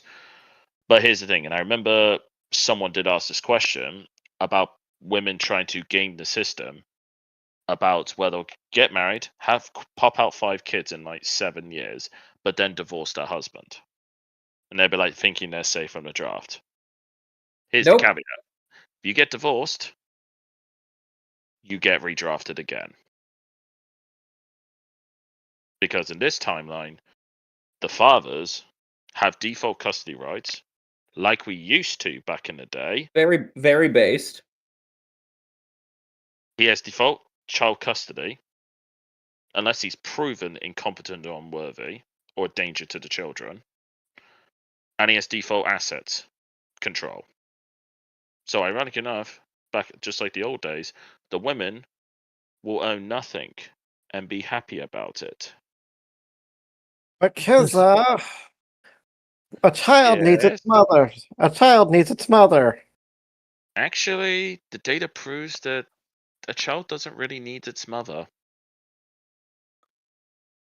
The data actually shows the child needs its father so much more. Yep. now, granted, this is also predicated on the idea of maintaining voting rights to some form, which, as I also said when you and I discussed, and why I disagree with the entire argument, is because it is predicated on that. Make no mistake, I do understand the hypothetical. I Oh, just no, disagree with like the premise. oh no. Like this is just me being a certified hardcore misogynist being riddled with toxic masculinity. In this Which context. just means you're very based. Oh yeah, for sure. And I reckon since he brought up Andrew Wilson, I think he would scoff at the idea because I know he's very much against the idea of women being drafted in general. But if I were to point out that this is actually a sly ploy to effectively convert women into being good wives and mothers again, I would dare say, from a utilitarian standpoint, it's a great way to do it. Because Oh, hang on. Hold on. That's a bit of a hot take in our group chat here. Okaro, would you like to expand on that? I'm very curious now. I mean, the reason I see Andrew Wilson as a closet male feminist is because he still lets his wife go out and do a bunch of things, has her, preach and everything, and just do things Well, that you would think she a wife doesn't talk. The thing is, she doesn't talk apologetics. That's a key thing. It's not like she's teaching in regard. So that verse in Look, I'm not what Christian, I'm is not it? That counting verse in that. the Bible. In the Bible, there's like that verse. a where command is it? women to remain quiet. Yes, that's in regards to talking about scripture. Clergy. She's referring to the clergy, right? If memory serves. So clergy, but also laity. Yeah. So yep. I'm not Like referring to the church stuff. What I'm referring to is that he tries to act like, fair enough. Men should be doing this, all that kind of thing, but at the same time, he's not, I think the phrase is, practicing what he preaches. Because Yeah, I mean, yeah. yeah. I mean, to be fair, they both they both straight up say they're not traditionalists. In a sense, they're kind of like the best way I guess you could say the way the Wilsons operate. They're kind of, in a weird sense, they're kind of being in a weird sense like There's some. rebelling. They're kind of trying to rebel against modernity, but they're still playing by the rules of modernity. Like a lot of the tradcons do, we could think like, especially in like conservative Inc., such as like, Candace Owens, Lily Rose, Brett Cooper, etc. Technically speaking, all of them are technically speaking at the minimum second wave feminists. They may not like a lot of the aspects of the second wave feminists, but they don't technically argue against it in the truest sense of the word. Because even they, as much as because they are always the most, they are arguing in many ways worse than honest feminists when it comes to the subject of red pill. Hence, you can see why I honestly dislike Andrew. No, I can understand that. Like, I could definitely understand why you would say that, being the closet male feminist in that sense when it comes to duties, whereas me, I'm in, I reckon, of the most misogynist positions where I'm just like, no, actually, women should be drafted with no right to vote. That's great. You should be drafted with no right to vote. And as for the so-called modern terms of dating, I'm actually at the position where I'm just like, no, actually, the women should go up to the man, ask him out for a date, should take him out, pay for the date, and all that shit. Should do all the courtship now. In today's environment, that's necessary. Oh, hell no. Like, I know people talk about, I think it was last year, they You talked can't about, trust a lot of these hoes, man. oh, no, Or like, practically almost all of them. no, like, I know people talk about the sassy man epidemic or the drizzle thing that was going around last year. But in context, Yeah, that was satirical. oh, I know, it's completely Very funny. satirical. But to be honest, to be honest, I'm on board with this position, because a woman who is willing to go up to you, ask you out, and pay for a date, it actually proves they actually like you. Because women That's do things why- I've like had that. bitches buy me drinks before Oh. at bars. Well, Yeah, yeah, 'cause- Kizzo, that's why I agree with you just a moment ago. Yeah. Yeah, well, yeah, that's what I'm saying. I'm in agreement. I'm just giving a personal example. Oh yeah, for I sure. mean- Like I will say, from my experience, the women who've actually paid for drinks for me are not even women I'm not even dating. Oh, these are I like mean- taken women who are like I'm associated with. They fucking buy me drinks. I mean, there's historical context for this too, where it wasn't always just men courting the women. There'd be a lot of women who would court the guy they liked, either with their family's permission or without it. It was Yeah. usually only when it became official, both sides would have to get permission. Yeah, that's when we got into something much more official, like actually being an item. Like hell, like an old example of the past, recent past, the handkerchief. Women Yep. used to actively drop the handkerchief as a sign to say, I want you to help me. Yeah, it's a conversation starter. Exactly. People talk about, but traditionally the men approach. Like, no. Back in those days, your grandma's and great grandma's time, she used to drop the handkerchief as a sign to please come to me. Yeah, and it's even going further with that. A lot of families back then would also work together. Grandma and mom would, encourage events to where they'd set you up with like the neighbor's son or something. Just little events that you get close, you start a conversation, just edge things close together. Yeah, exactly. Like, yeah, like especially like the people of Hindu faith do this all the time. They set up they are the big proponents of arranged marriages, and the families are heavily involved in that. And I don't know when it started or why, but we've stopped that entire thing over here in the West. I would argue it really dropped post World War II, because even like back especially pre World War II, a lot of people who got married back in the day, it tended to be due to like kids. It tended to be families were uniting because of like the parents end up coming together because of their families matching them up through like the church. or because they were neighbors. And it made sense for both parties because it was a way of, especially in the old days, it was a way to grow generational wealth, was interlocking For a families moment. of different skill sets. So, for example, like a good example, let's say in the medieval time, to use an example, let's say my family comes from a line of top tier blacksmiths, and the neighbors down the road have from a family of multi generational farmers. It makes sense for, let's say, I'm the youngest protege heir to match me up with the daughter of the farmer because we would produce lots more children, and it's a way to generate expanded generational wealth between the two families. Because ironic enough, that's a lot of the times the reason why marriage was so big in the past was to help create generational wealth. Because there's a book on this, I believe it's called I'm not sure what the book is called. Something. It's basically a history of marriage, Yeah, and there's it goes kind of over. but Yeah, I noticed this because of Rich Cooper.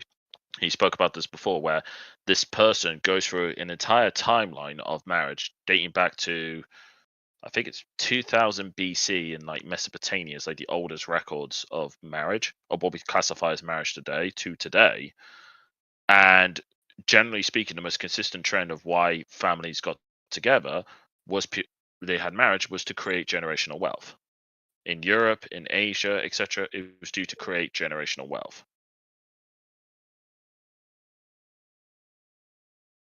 But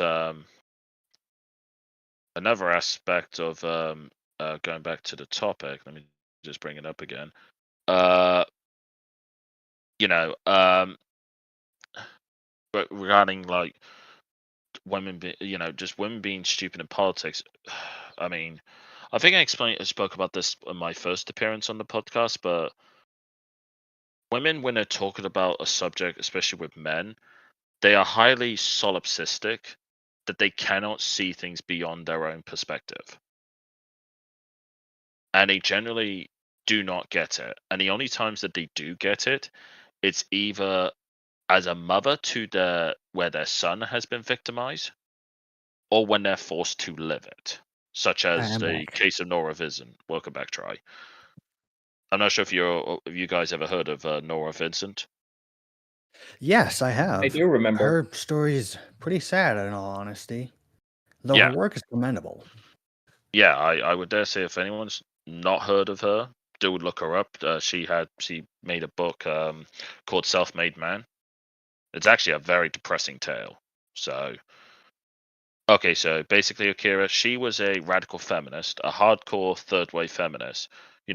Parroted all the stuff about how men are oppressors, the patriarchy, etc. okay, make And her suffer. yeah, and she decided to live the life as a man, and not as she transitioned to being a man. She effectively wore a man's suit, or you could argue cross-dressed as a man, and lived a life as a man for 12 months. And she Right. realized I think I've how heard of this story, at least like a Yeah. short version of it.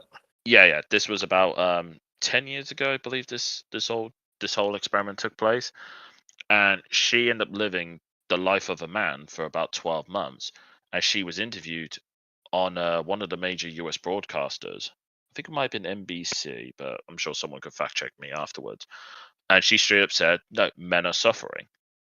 She hated it. She did not realize how much of a burden men deal with day in, day out. And sadly, I think it was like 6 to 12 months after her experiment, she decided she didn't want to live And anymore.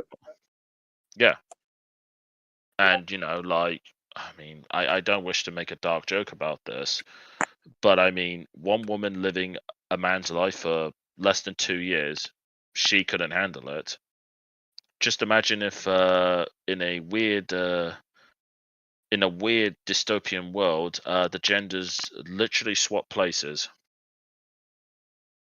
Who would like to see the statistics of that civilization after 10 years? I don't think Why there do would be one. Exactly. Well, why do you But- think there's such an uptake in male to female transvestites? Wow. Because- It's usually because men see women having it easier. We're talking Wow. troons now. Wow. I mean, I have a few ideas why that's the case. There's I'm a sure we all multi-part. do. One is one part of it is the fact that because I do remember there was a study about this from the early 90s. Is the fact that the boys are born from mothers who are clinically mentally ill, specifically suffering from bipolar disorder. Secondly of all, it's trying to, in a sense, destroy the concept of a homosexual. Because I don't care what anyone says, I've never come across someone who is trans who is a heterosexual. They're always homosexual. So there's that aspect. Thirdly of all, it's the genuine byproduct of feminism with the hyperfeminization of society. With all the the lack of testosterone through environmental factors, as well as what they've done to our food and water. Insert Alex Jones quote here. And fourthly of all, it's I would argue part of it, you could argue, is it's a classic case of ideological subversion, in the sense that removing male authority. If I were to use a religious example, Eve with the snake and the golden and the forbidden fruit, when women don't have that male authority in their life, they tend to be reckless and act solely on impulse, very similar to children.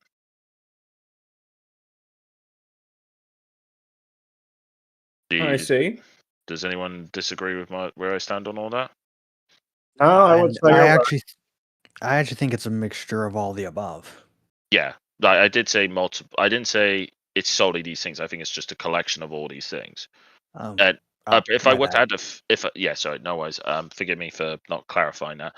But if I were to add another thing as well, I think part of it, in a sense as well, if I were to look at the more Machiavellian utilitarian perspective, it's a way to gain advantages and privileges by playing the system. That we've seen with certain people who claim to be trans, but are generally speaking doing it in the predatorial sense, is to gain advantages, legal protections. Yeah, they're not doing it because they agree with it. They're doing it because they can say, "Oh, I can get a benefit out of this I didn't have before." Exactly. Which is- For example, Which is what Republicans, capital R, and Democrats, the capital D, the former, consistently tried informing the latter of exactly what would happen should they legalize that garbage. And I mean, anyone could have seen that coming. I saw this coming even while I was still in grade school when this was being talked about. yeah. I mean, you can see this very easily even years ago because it's what they do with marketing.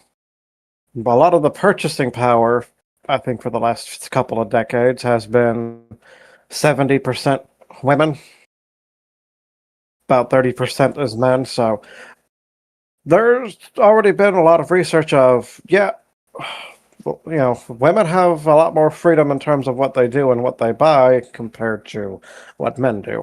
So corporations, politicians, etc., all take advantage of that because, like Kissa said, it's like, luring a toddler around to pick the right buttons. Yeah. I would also add as well as that on the predator side of things, I mean, let's be frank here. If we were to be truly,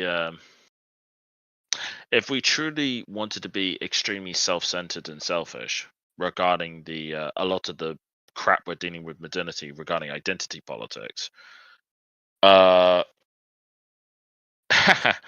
Arch, it's really funny you mention that because another channel I've been watching called A Shield for Men made the argument that feminism is a capitalist ploy.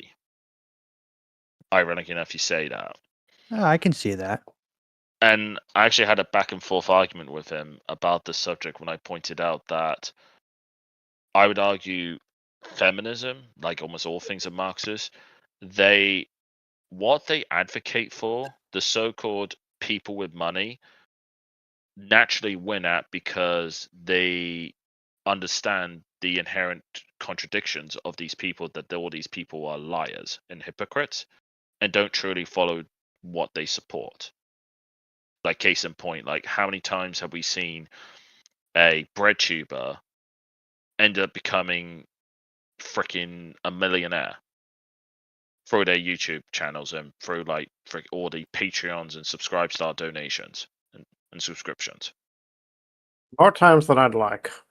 Exactly. Like they are in many ways the worst consumerists, which is ironic because like like I said earlier, when it comes to economics and politics, to get the results you want is consistently you need to do counterintuitive measures and metrics. Because ironically enough, as we found, especially with like the Nordic countries, if you push for gender equality in the workforce or in terms of the public, you end up creating the most unequal gender divide in job occupation. I do want to read off something real quick that I forgot to start today. I should say tonight's stream with. Yeah. I think we all agree on this point, but I just want to clarify Yeah. a little bit of everything we've been talking about to this point. That an Archaeosophy was kind enough to provide this for us in group chat here. Right-wing politics, or rightism, is the range of political ideologies that view certain social orders and hierarchies as inevitable, natural, normal, or desirable, typically supporting this position in favor of conservatism, natural law, economics, authority, property, religion, or tradition. Hierarchy and inequality may be seen as natural results of traditional social differences or competition in market economies, which this definition I'm pretty sure every one of us agrees with as far as where we, as far as the positions that we hold. Just, I realized that I was supposed to start us off with this definition here, but as I'm sure anyone listening and watching has probably guessed, that's what all of our positions have come to. Everything we've talked about so far, and we'll continue to talk about going forward, as there's still plenty to be discussed. Sorry, I thought I'd interject with that real quick. My mistake by it's not fine. prefacing tonight's show with that. No worries, that's perfectly fine. I mean, does anyone else have anything else to say about topic 1? Nope. I'm basically all scurried out, No at worries. least on that topic for now. Do we want to circle back to topic 2 then, just to get Scurvy's thought on that? Okay. Sure. What was topic 2? Topic 2 was United States interventionism. Archaeosophy posed the question in relation to American interference with North Korea, and I'd honestly expand that idea to consider both the Middle East and Venezuela as well. Yeah, we shouldn't be involved in that. That's just my simple answer. Just like, we just should not be involved. It does not concern us. We got way too many of our own problems to fix. Why should we just keep going around being world police if you know, if the problems that we have are gonna make our societies just like theirs? Yeah, that's pretty much what all of us agree on already. I was just curious if you had anything in addition to that you wanted to add, like any specific examples that came to mind. I got nothing. Okay, and then I actually think we should finish exploring item 3, since that is really the main topic of tonight's stream. Yeah. I did go on a little long on that one, since it was mostly around what I said about Trotsky's. Yeah, did you want to add anything to that, Scurvy? Let's see.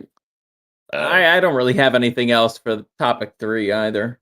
Well, I think for those of us in the audience who may not know, and as well as myself, because you did pose this question temporarily, you maybe want to compare conservatism with Trotskyism a bit more. You did have those Okay. questions that you proposed to someone Okay. else before that we answered. Okay, but- yeah.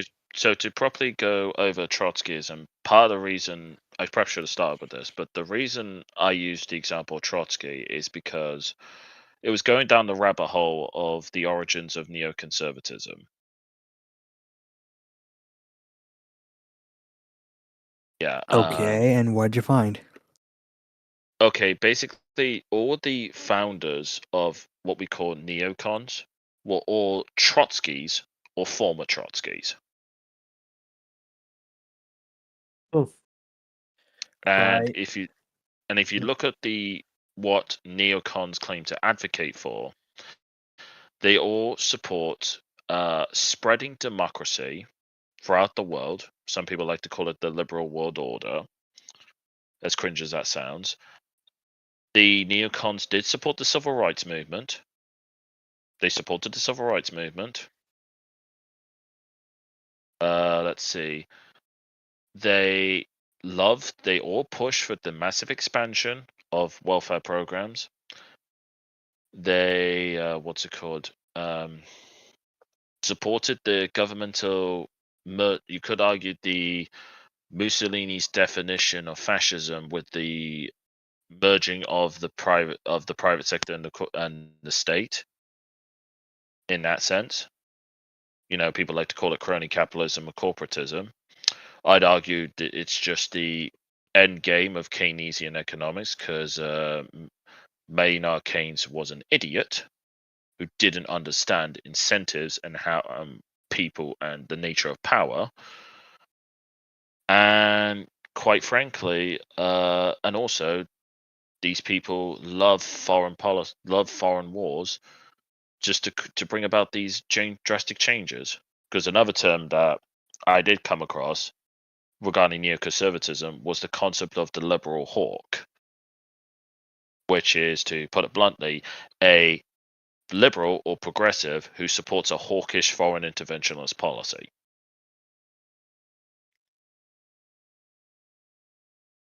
And when it comes to the neocons, they effectively dominate.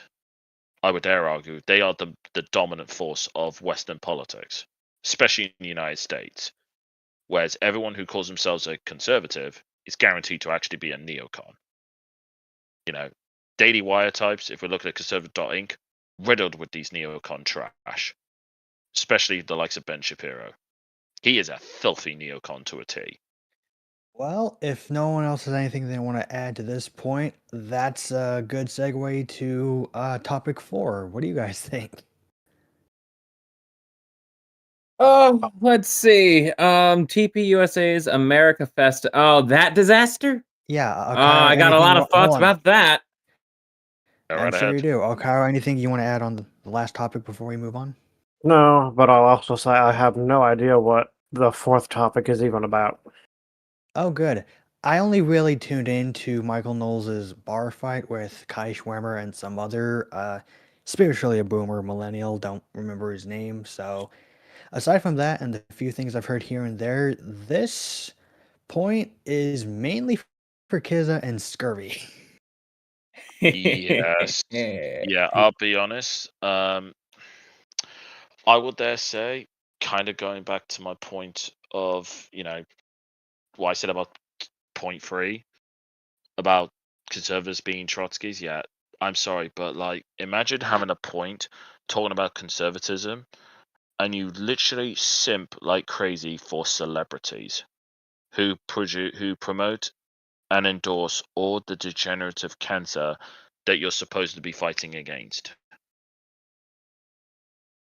Like, literally, with Nicki Minaj, right? That's where all the controversy comes from. It's like she literally has only said, pro-life stuff, She doesn't support the slaughter of Christians in Nigeria, and I think she's somewhat pro-life. And that now all of a sudden, conservatives everywhere are screaming she's a conservative icon. This, that, and the other, forgetting all the other things that she's currently dealing with, has dealt with, and has pushed. Yep.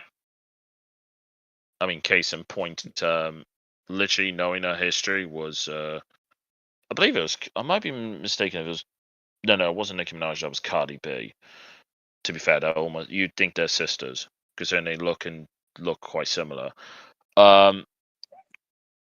Like, I'm sorry, but like a lot of things you conservatives are supposed to be fighting against, you literally are platforming and praising the very people who promote an agenda that you're supposed to be fighting against.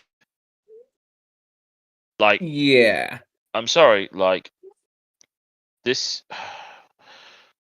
Again, I really hate to use this example because this is so bloody tiresome and it's so post World War II thinking. But this is like a Orthodox Jew trying to protect his own people and a platform Adolf Hitler. Like, I hate to use that tired old trope, but I'm sorry. That's effectively what you're doing. Oh, You'd be surprised how much the Orthodox Jews actually respect the guy. Well, I mean, if I want to use a video game analogy, this is like, the demons in hell talking about demon lives matter, and their biggest person to give a platform to is the Doomslayer. Yeah. The number one reason for demons' lives ending. Like, talk about taking a Tomahawk missile straight to the head. Like, I'm sorry, like, oh my goodness me. Like, part of me, like, with those movements, I know it was a TP USA, but I know a few months back they had CPAC as well. Part of me kind of wishes, I'm not sure how you guys feel about this, part of me kind of wishes to infiltrate that movement, get on stage, and basically completely shred them left, right, and center on the mic with their hypocrisy. That would be fun to watch. Like, I know people talk about dropping a pipe bomb, and I don't want to talk about like a CM Punk style pipe bomb like he did back in 2011 on WWE. I'm talking about the type of pipe bomb where they'll actively freaking call security to freaking take me away off stage and throw me out of the building. Like, it is actually embarrassing that in so many ways, I'm not sure if you guys feel the same way about this, but in so many ways, I, as someone who has never identified as a conservative, I could argue from the pure sense of identity, I'm more of a conservative than you clowns are on so many metrics. And I've noticed something, I wouldn't say interesting, but probably something everyone else here has noticed. Yeah. But have you all noticed that when the conservative side does nothing, they tend to win, but the second they start actually trying to do something, it kind of ends up backfiring on them? Well, Yeah. in that sense, I think part of the problem is that I reckon if they are cucked in the sense of they don't want to alienate the women, so they half the time try and appease them. But the problem is, by appeasing them, they end up losing because the opposition side they're going to vote for because they're offering more goodies, in a sense. It's a bit like when, was it a few years ago on the podcasting app, I was arguing with somebody about what the guy was trying to say, is conservatives going to win, they're going to have to appeal more to migrants. And I'm just like, and I pointed out the fact that the reason migrants overwhelmingly in America vote Democrat is because of gimmies and welfare. Yep. And what? Gibbs, as we say Yeah, in the Gibbs. States. And I'm like, what? So you want the Republican Party to be even more welfare expansionists than the Democrats are, which is kind of going to destroy the point of what they're Well, supposed to stand against. well, I mean, more I'm to your, kind of for it. I mean, more to your point, not just on policy, but if we want to look at morals and values, do either of you guys, not either, there's three of you here, do any of you know who Jake Rattlesnake is? Oh yeah, no, Yes, I bro. do. TV? Yeah, yeah, Did no, anyone bro. catch his live stream just before the election of 2024? I did not know. Okay, I did. And Andrew Wilson was there. Spoon was there. There were a few other guests as well. I don't really care to know their names because most of them were arguing in favor of the idea of appealing to gays and the queer community to try to gain a conservative victory. So it's not just policy; it's morality. Because it really is. I wholeheartedly believe that not only that what drives a conservative is to maintain status quo at all costs, but I even go as far as to say that conservatives and Republican politicians at large unironically get sexual gratification from losing in their objectives. Just as long as they can say they're trying to win. You saying that they have a humiliation kink? Oh, for sure. I mean, at You- this point, yes. You'd be damned to convince me otherwise. You know what? I could actually buy that in many ways because I mean, prime example, like to bring up like Tradcon Inc. in many aspects. How many? I mean, hell, since we're talking about, since technically the topic was meant to partially be around Erica Kirk, how much post Charlie Kirk's death? How many dirty little details has been coming out for Erica Kirk in recent weeks? A lot. Yeah, like the fact that she was a lady on The Bachelor. Like, I'm sorry, like like Charlie, like bro, like in terms of TV equivalency, like bro, you got with a woman who was arguably 2 steps away from being one of the quote unquote OnlyFans chicks that you see on the whatever podcast. Like, okay. You were okay. I'll put it this way: Erica Kirk was ironic enough 2 steps away from being being Kim Kardashian. Be In a fair, weird I sense. think, I guess if you think about it like that, I could agree. I mean, I think she's Yeah. already on her way there. Yeah, and I'm just like, bro, like, again, like, I hate to go to the whole Red Pill thing about you need to verify a woman's past. Like, bro, that shit matters. I get sick to death of women who say the past doesn't matter. Sorry, honey. We've already tested that logic, okay? And you all admit you would not get with a man who had slept with 20 men prior. So don't even try and go there, sisters. Don't even try it, okay? We know you're lying. You know that you're lying, and you know that we know that you're lying. So why bother lie? Okay, just don't. And I've seen enough of the whatever podcast to know just how horrible liars that these women are. honestly, I'll say this right now. If I somehow ended up on that podcast in person, like I hate the fact that I have to reveal my face because there's no way I could wear there's no way I'm going to dress up as the Doomslayer with a mic attached to it so I could hide my identity. But like, if I I wonder was, if they allow VTubers. well, you've had a few. I mean, how you've had a couple of guests on there who are dressed up that look like VTubers.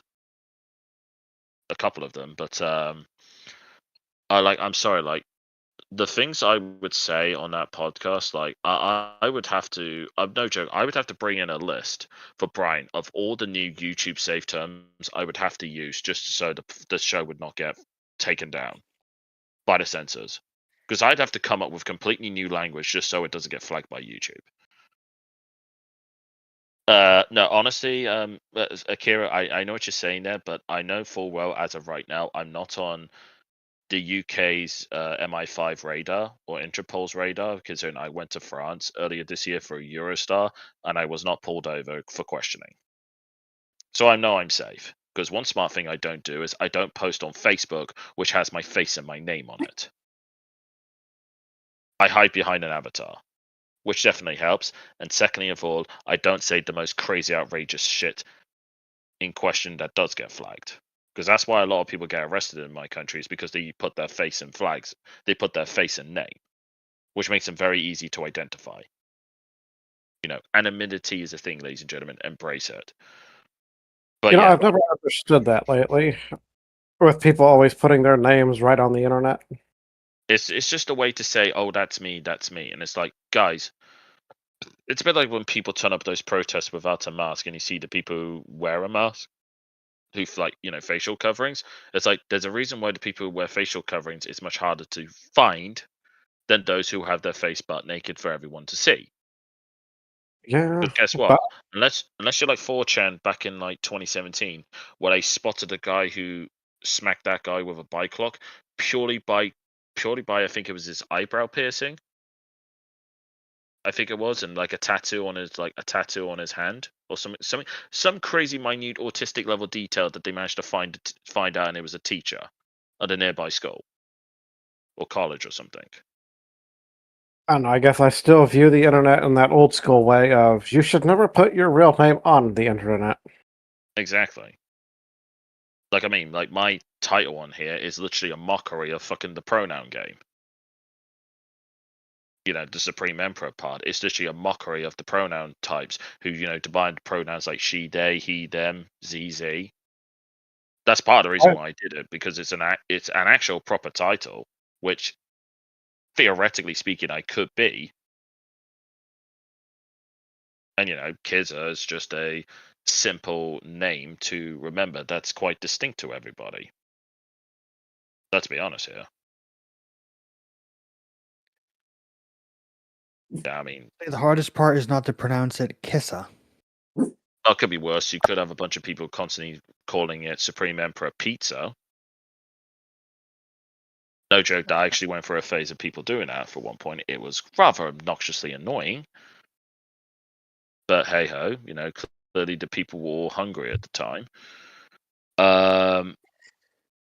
But I will say as well, I will say on the Turning Point thing as well, like the event as well with like Michael Knowles and that, I will say one thing I cannot stand about the Daily Wire types is how much they skirt over saying anything negative about women. I am sick to death of them constantly skirting around anything negative about women and constantly putting all the blame on men, acting no different to feminists. There's a reason why they do that. Yeah, I know the reason why, and quite frankly, it's cowardly.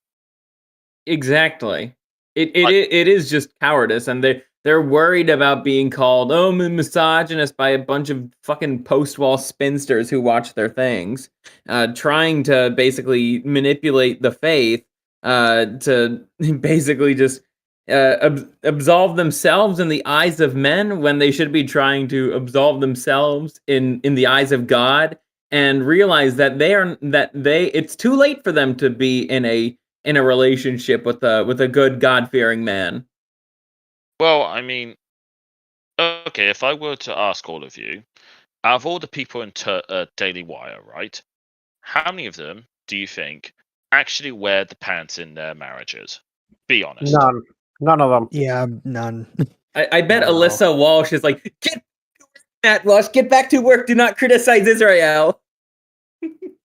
Right, you all reckon that? So you all agree that they are the vagina whipped in terms Yes. of their relationships? Yes, they're hand. My wife is a doctor, guys. My wife is a doctor.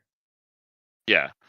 Now, by comparisons, if I were to look at, let's say, by opposition, the red pillars that you could think of that are in relationships, do you think those men are pussy whipped by comparison? Usually they don't talk about their relationship, so it's somewhat hard to tell, but I'd say 50-50. Okay, you say 50-50. What about you, Try? I'd say about the same. Half no. Okay, how about you, Scurvy? I would say some of them are pussy whipped. Others are not. So I guess I guess it would be like what Okairo and Triarchist said. And the ones who are pussy whipped get exposed by my Kamiyoshi and get laughed at. Okay, yeah. So for me, from me being in the red pill circles, because I would say there's the genuine red pillars, and there are like basically internal blue pillars, Yeah. right? Yep. When it comes to the genuine red pillars, they are unofficially patriarchal in their relationships. Mm-hmm. Whereas those who are like the fakers are the ones who easily get exposed that they are just arguably the worst simps when it comes to their women. Yep. Or just or effectively just sort of like cuckolds, like a Jack Murphy type. Cuck Murphy. Yeah, Cuck Yeah. Murphy, someone like that. Yeah, and like and also like especially by comparison, the red pillars, they are very, very overwhelmingly they're much quicker to call women out on their BS. Whereas the Tradcons, they don't really wish to do that unless they're given no choice to. You know, and one thing that kind of pissed me off with that is that if you go by historical standards, I would dare argue, perhaps this is another unpopular opinion, feminism's greatest achievement was absolving women from accountability. I don't think that's a hot take on here. I think that's. I'd argue if we know anything about the architects behind feminism, that was the end goal from the start, or one of them. Because if you can absolve women from accountability, they're the sex that doesn't build or think, they procreate. If you absolve them of accountability, you create an entire class of people pitted against the other class who do think and build. That being men.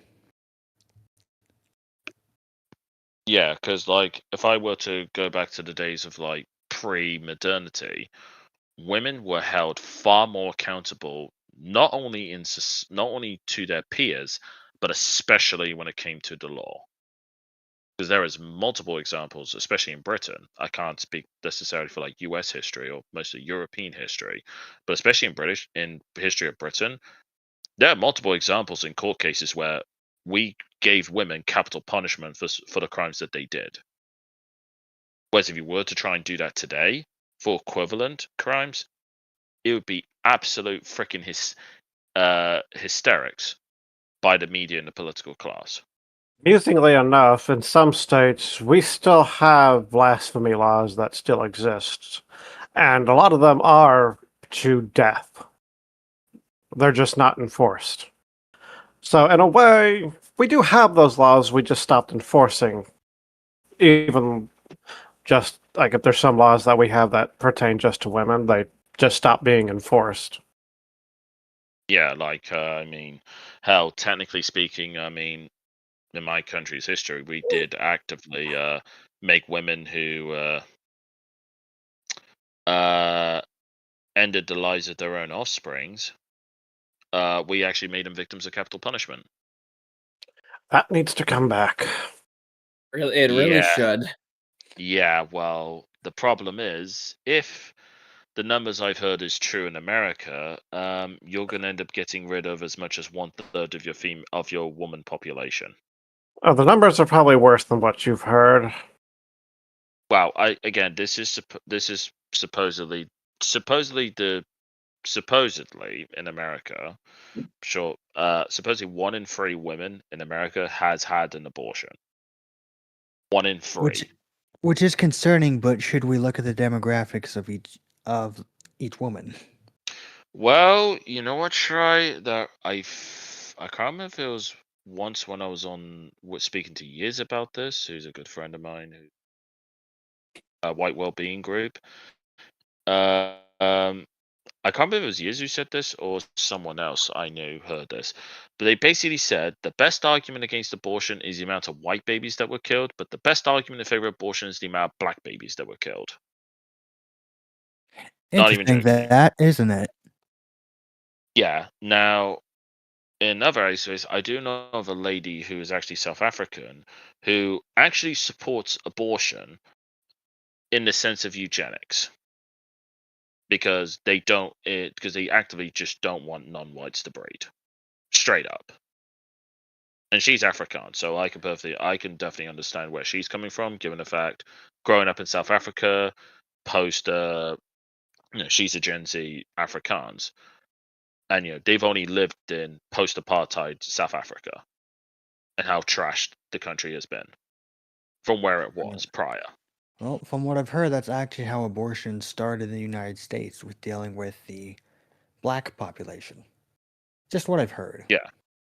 Well, if we were going into the subject of Margaret Sanger, I'm guessing most people here are aware of who Margaret Sanger is. Yes. Nope. I don't like her very much, but To answer Archer's question, would that make Simpson wife guys extinct and basically bring traditions back overnight? Let's read the full. Let's read the full question here. Sorry, It's yeah. if the number of total women was greatly reduced, would that make Simpson wife guys extinct and basically bring traditional back overnight? Not suggesting it, but I think it would actually work. Okay, so if I were to answer this, I would say Could. no. I mean, potentially yes, but the thing is, I think the problem you would have is if you were to hypothetically, in this scenario, get rid of 1/3 of women from the US population, you'll end up supercharging the incel problem. And I mean the genuine incel problem that people talk about. I'm not, and personally, I sick to death of this because a lot of times people use the term incel incorrectly, because all of you are aware incel is obviously shorthand for involuntarily celibate. Yeah, so Yep. I get annoyed every time people use it and never understand what it means. Yeah, like I remember, for instance, a few weeks back on X, Arch was arguing with a quote-unquote mother of five, a so-called conservative feminist. I know, hilarious oxymoron. Arch will remember this was on Twitter, X, about 2 months ago, I think it was, and I remember I joined in the argument, and Scurvy also joined in the argument as well. I got tagged in that argument. It Yeah, was you fun did. to read. Yeah, and I remember, I believe the woman in question accused Scurvy of being an incel, which I laughed at, considering I know Scurvy. If you want to be technical, Scurvy, correct me if I'm wrong, good sir, you are a volcel and you're saving yourself for marriage. Is that correct? Scurvy's He had to away. step out. He'll He be had to back step in up. a My minute. bad. My bad. I'll wait for him to come back. But if memory serves, obviously I'll double check this when Scurvy gets back. He said that no, he's saving himself for marriage.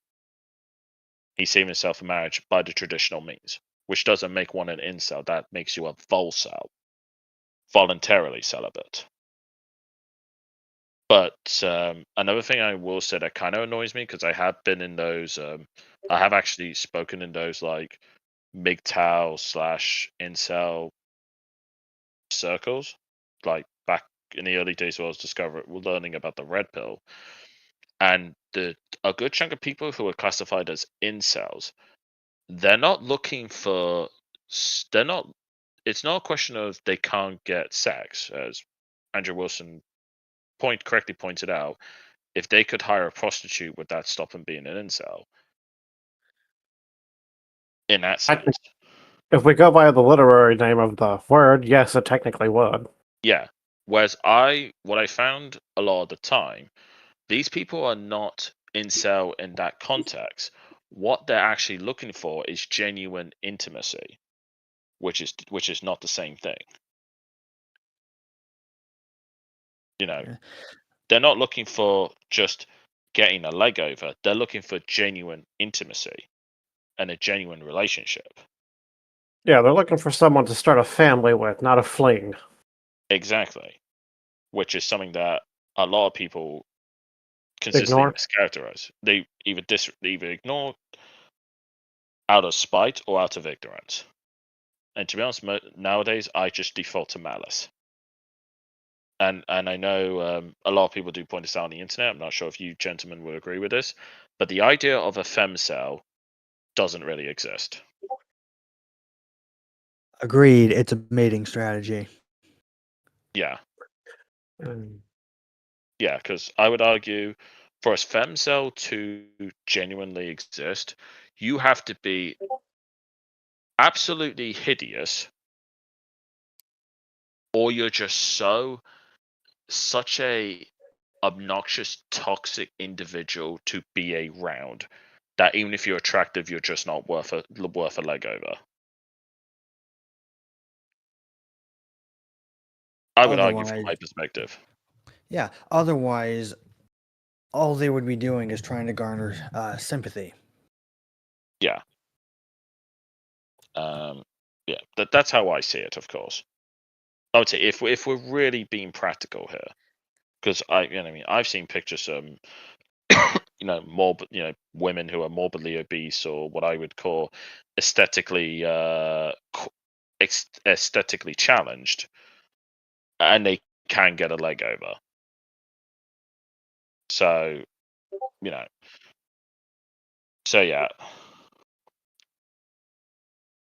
Yeah.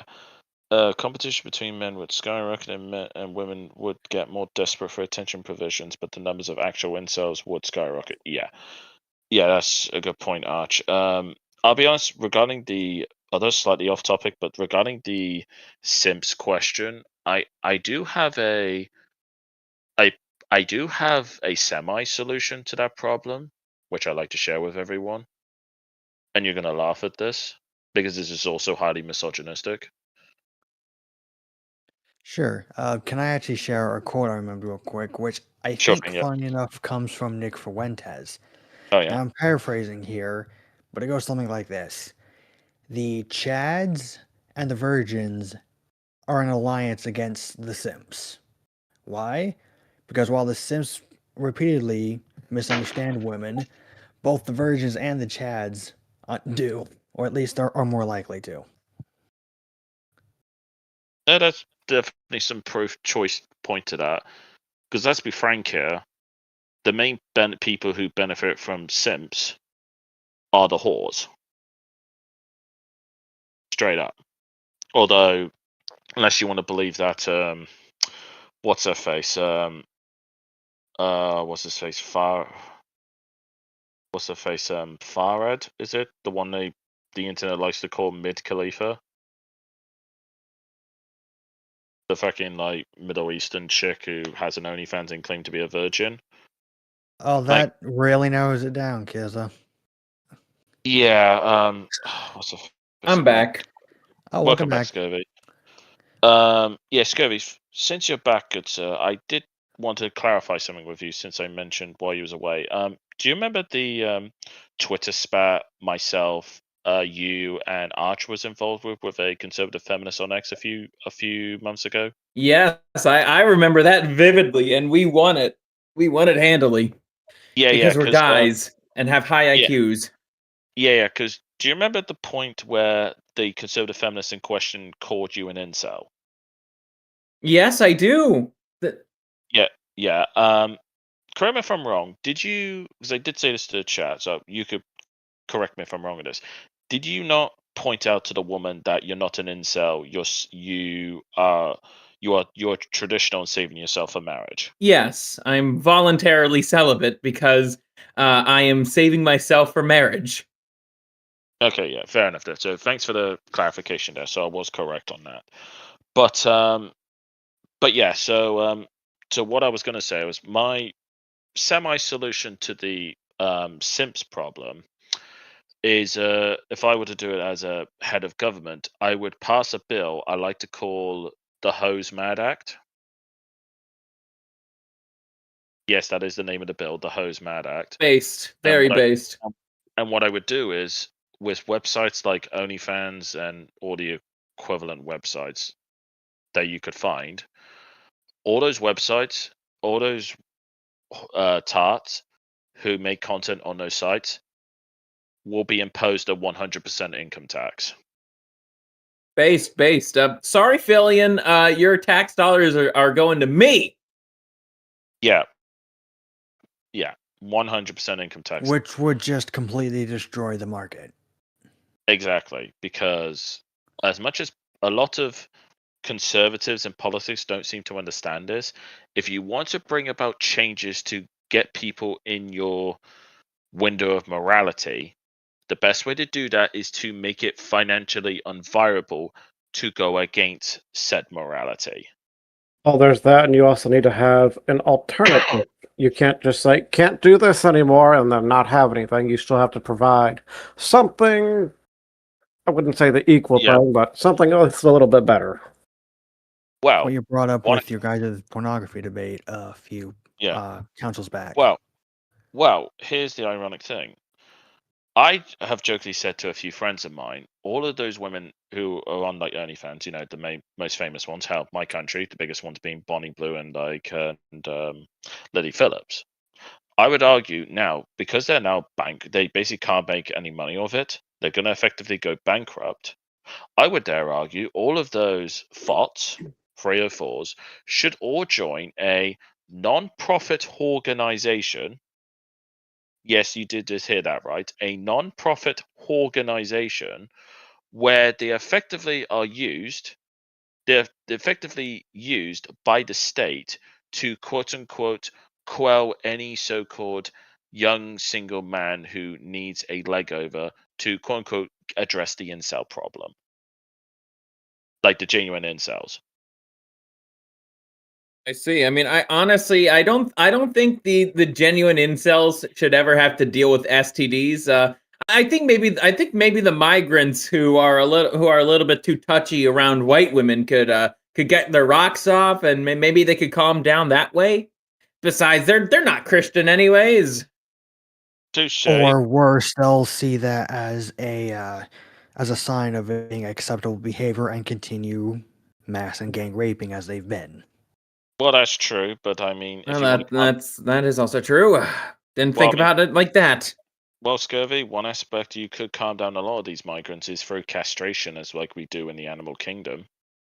Ooh, that sounds like that is a very good idea. I'm not being like facetious or anything. I think yeah, that is I would argue that's ethical. If their prime motivation for being here is just to rape our women, then yeah, And castration's children. absolutely justifiable. Yes. Don't forget. Well, I completely forgot about that. I was being too charitable with these dysgenic fucks. Well, I mean, if you want to calm them down, generally speaking, if you look at the animal kingdom with the males, castrating them is a good way to calm them down. But I mean, when it comes to the unethical intercourse question, well, I mean, a few of you have already shared my solution to that if I was king, but it brings a whole new meaning to the term cruel and unusual punishments, and you would argue I'm being highly Jewish with the fact that I would like to monetize the punishment in question. But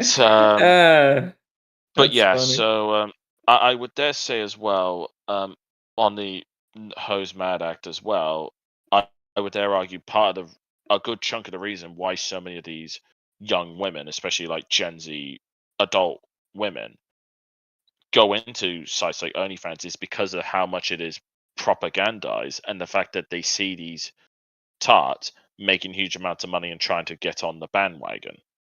Whereas if you rip the carpet from underneath them that they cannot make any money, you effectively disincentivize them from going into it to begin with. And me personally, on the subject like prostitution, my big thing I hate, the major thing I cannot stand about OnlyFans and all those other sites, it is the most dishonest form of prostitution that exists. Whereas at least with honest prostitutions, you actually get what you paid for, and you actually get a leg over. Whereas with the OnlyFans crap, you seriously going to dump your entire life savings, and you don't even know you're even chatting to the person who it claims the account is about? In question. You're most likely talking to some Indian. Yeah, or some manager who's lying about it before, kind of similar to what I think it was Tristan Tate spoke about this, or Andrew Tate spoke about this when they were running that Camgirl site.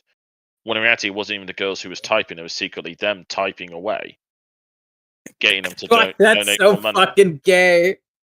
Yeah, I agree. It's homosexual as hell, but it's like, but it's like that's the likelihood. And what you think these photos that they send you is unique? You're gonna seriously believe that, and they haven't sent that to every other Tom, Dick, and Harry they can get extra money out of?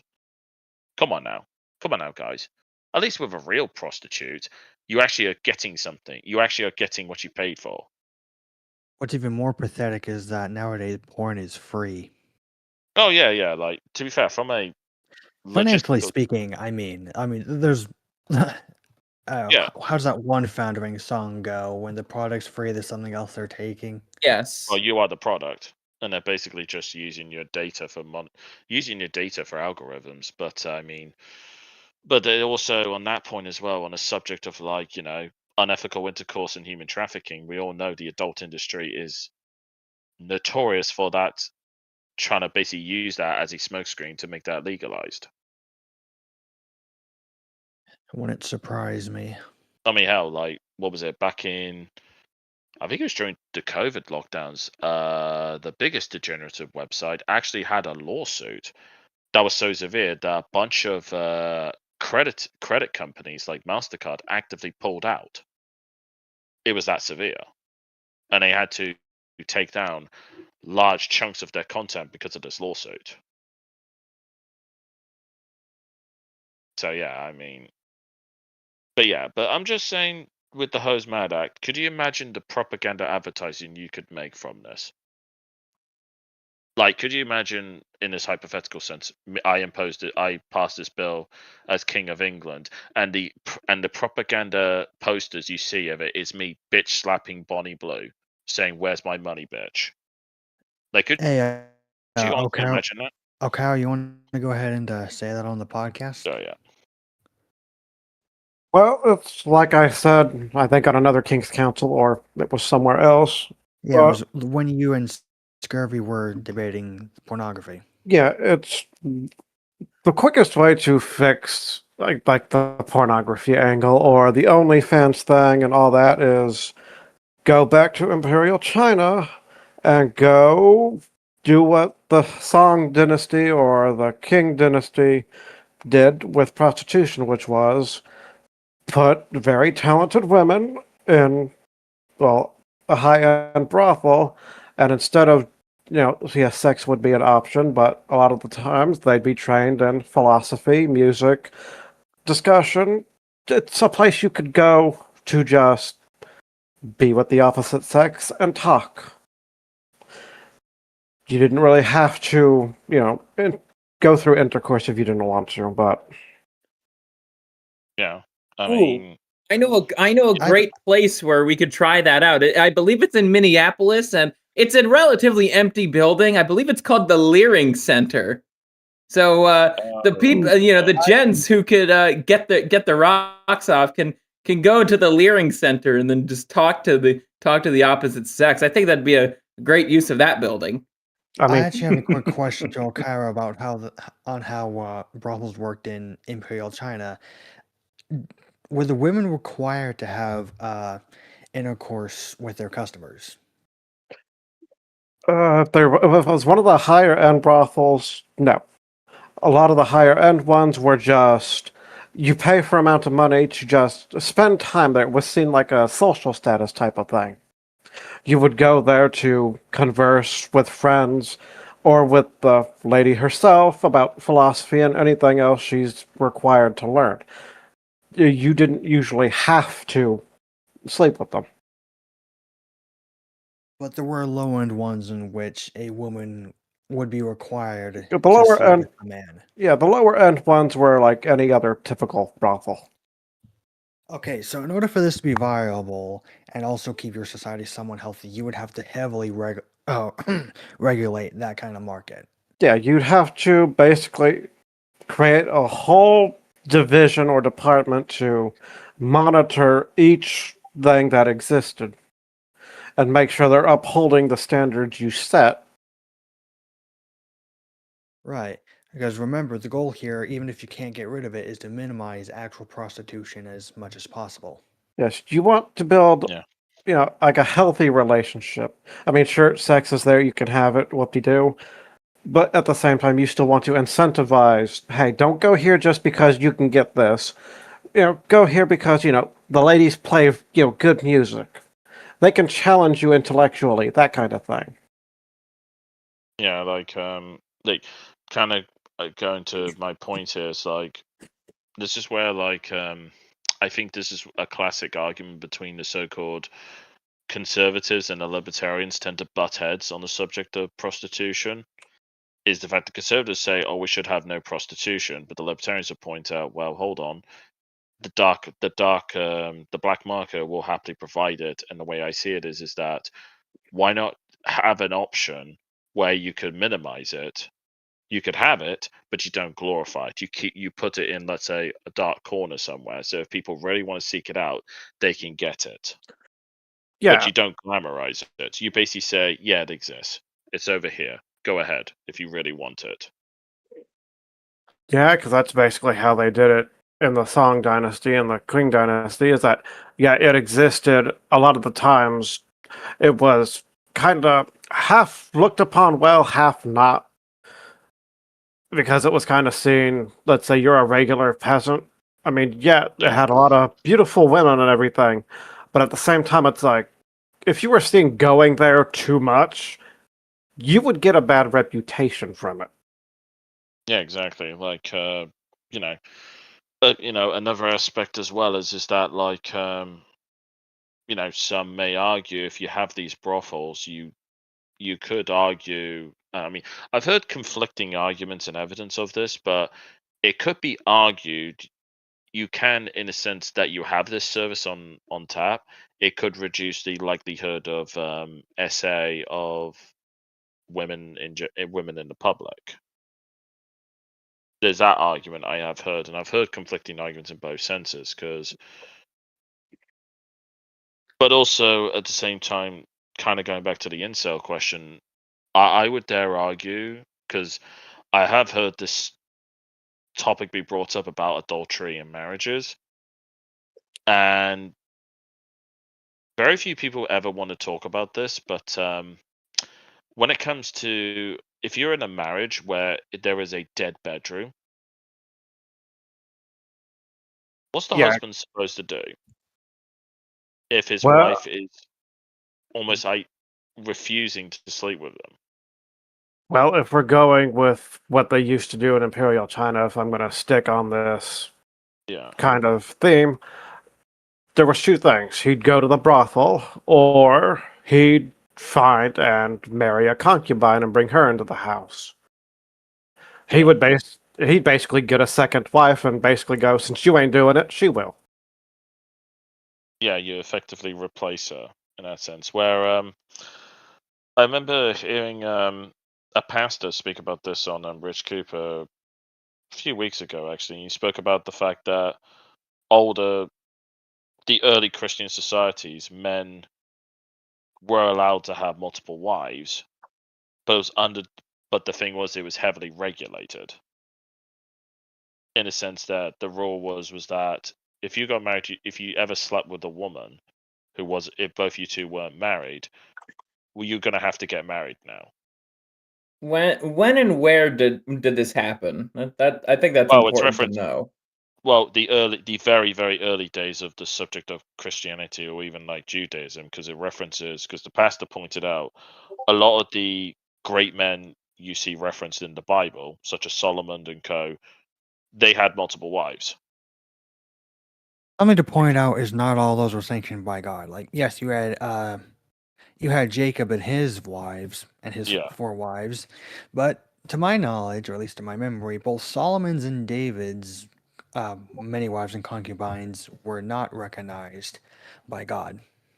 Touche, that is true. But I think it might have been Pearl Davis who pointed this out, right? With the way the marriage structure is today, yeah, There she is pointed out in many ways how marriage is set up today. In an indirect sense, husbands can easily get cucked in their marriage because the wife is refusing to sleep with them. Yep, Whereas Yeah. I'll give her that.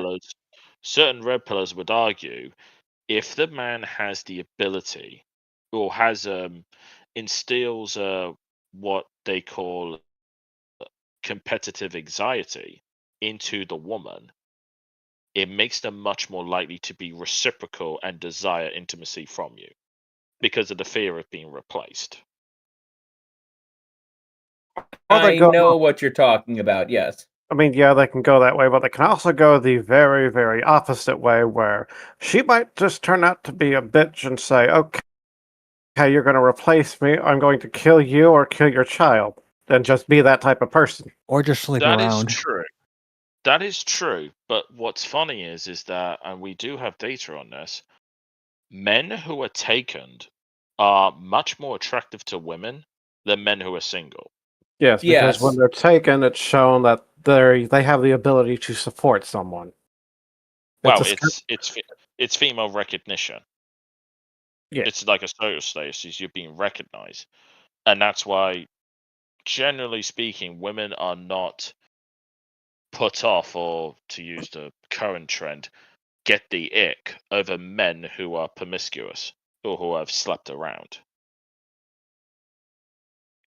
Because from the female psyche, maybe it's just a byproduct of evolutionary psychology, it implies the man is doing something right to get access to women like that. From a mating strategy standpoint. Because in the woman's mind, he must be doing something right. Yeah, that makes sense. Women would view that guy as like the safe harbor, as in, well, he's already got one woman, so he must be safe. Exactly. But then there's also the spiteful competitive mating strategies of women where they'll actively try and undermine Everyone. a relationship, so they're the ones who are in the relationship. You know, it's like the joke saying, if you get with a woman and she has a bunch of girlfriends, there's going to be one of them that's actively going to try and break the relationship so they can get with the man. I've seen that a lot.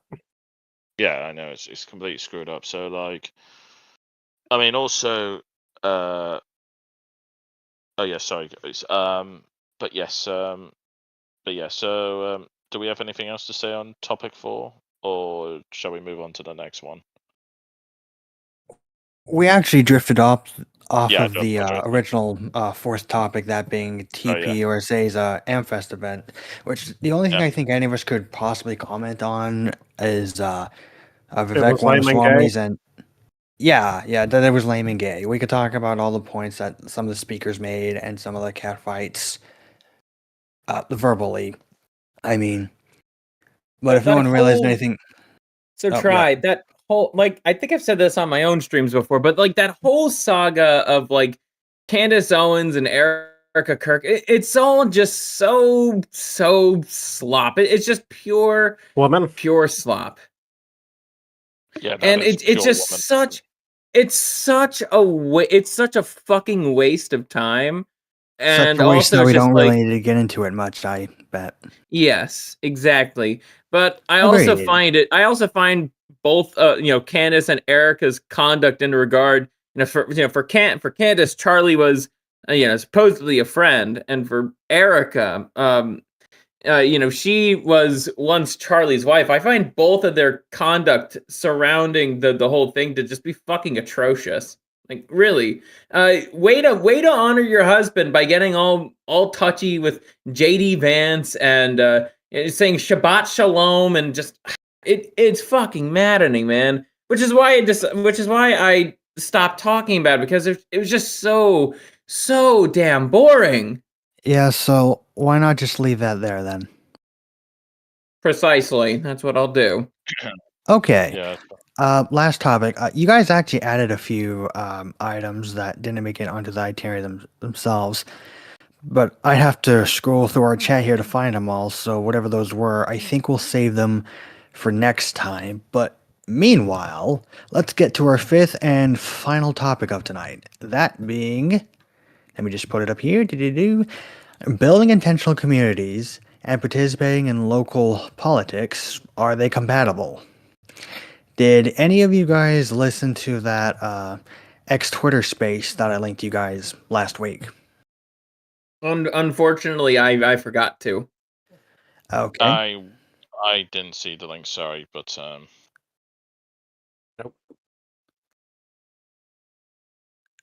Okay, so none of you listened to that. Okay, but you do know what I'm talking about at least. Yeah. Vaguely, it's Possibly, about yeah. return to the land, right? Actually, no. This is about a Republican runner-up, Casey Putsch. The car guy. Yeah, the car guy, and he's trying to run as a Republican candidate against Vivek Ramaswamy. Oh, Yeah, so I just tuned into that, which was hosted by Leonardo Joni and Sam Parker. If anyone knows who those two are, if you don't, definitely check them out. I know of Leonardo. Yeah, she is actually a funny woman. Yeah, a rare occurrence, I know. But what I thought was interesting listening to it, because we've talked, well, Archaeosophy and I have specifically mentioned the idea of trying to form enclaves, intentional communities, and basically all of our efforts are towards getting us the resources we need to start creating those intentional societies for ourselves in the inevitable collapse of the Western world. But, excuse me, what I thought about as I was listening to that interview, as much as we all probably agree, not probably, I'm sure we all agree that voting, at least at the federal level, doesn't do diddly squat in politics, how viable can local politics be to further the ends that I mentioned? And it's a question I generally don't have an answer to, so I would definitely like to hear everyone's thoughts and opinions as to whether or not such measures are possible. Well, since I have to leave in a bit to make dinner, can I go first? Absolutely. The way I would see it for local politics, it would depend, honestly, with how things are nowadays. You'd have to have leverage on everyone, like on the city council and all that. Because otherwise, it's just the bigger scale made a bit smaller and a lot of political bickering.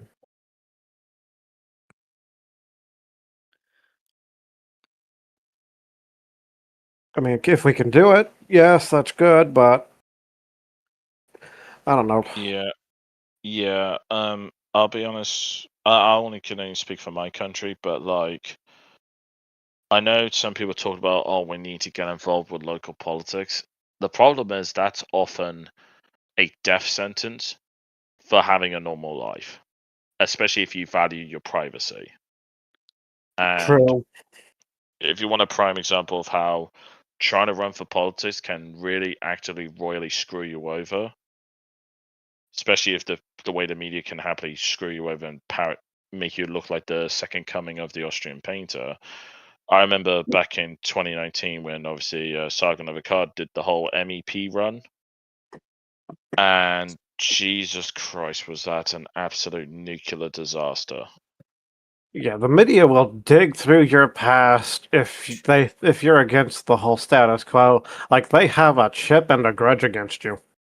Oh yeah, for sure. Like they act like the most spiteful, scorned women you've ever come across. And I remember there's a few people trying to set up their own like niche think tanks to try and like influence, let's say, established politics. And I'm just like, look, guys, your best bet, if you look at it from a pure odds perspective, your best bet, ironic enough, is to infiltrate pre-established groups who are, let's say, on the up or gaining momentum or are likely to get back in control, and you slowly radicalize it from within.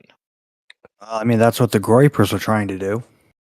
Yeah, but the problem is that you have to do. The problem is, I would argue the best way to do it is effectively have like no real digital history.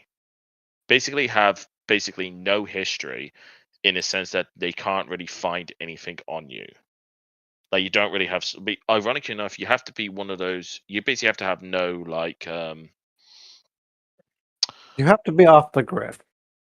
In a sense, yes, but like, or if you do have social media, you basically got to wipe that clean. Go cold turkey for like a year before you come into the scene. And any probably smoke- check the Wayback Machine for your old content as well. Exactly, yeah. So like that's what I would say. And also, like, the thing is, if you think you're going to get this done within, let's say, 3 years, You're not. no, you're going to have to invest basically your entire adult life trying to make this happen. I'm talking 20 plus years. And there's no Like- guarantee it'll even work. Exactly. Like, are you willing? Like, hypothetically, I know people talk about this with like some of the people tried. I remember one group during post-COVID times talking about setting up a think tank to try and influence the Conservative Party, and I was just like, "Look, guys, you're laughing. You as much as you may want to do that, you're laughing, mate. There's far more powerful people who are so entrenched in these parties that, Getting quite rid frankly, of it would be like they they're could so easily entrenched. remove you. Yeah, they can just go, "Hey, you're bothering us," and just kick you off to the side. Yeah, it doesn't matter what you have to say or how much data do you have. They basically say if they don't like you or your face don't fit, that's it. You're gone. Yep. Like you're This is a club which you're not invited to a Mm. lot of the times.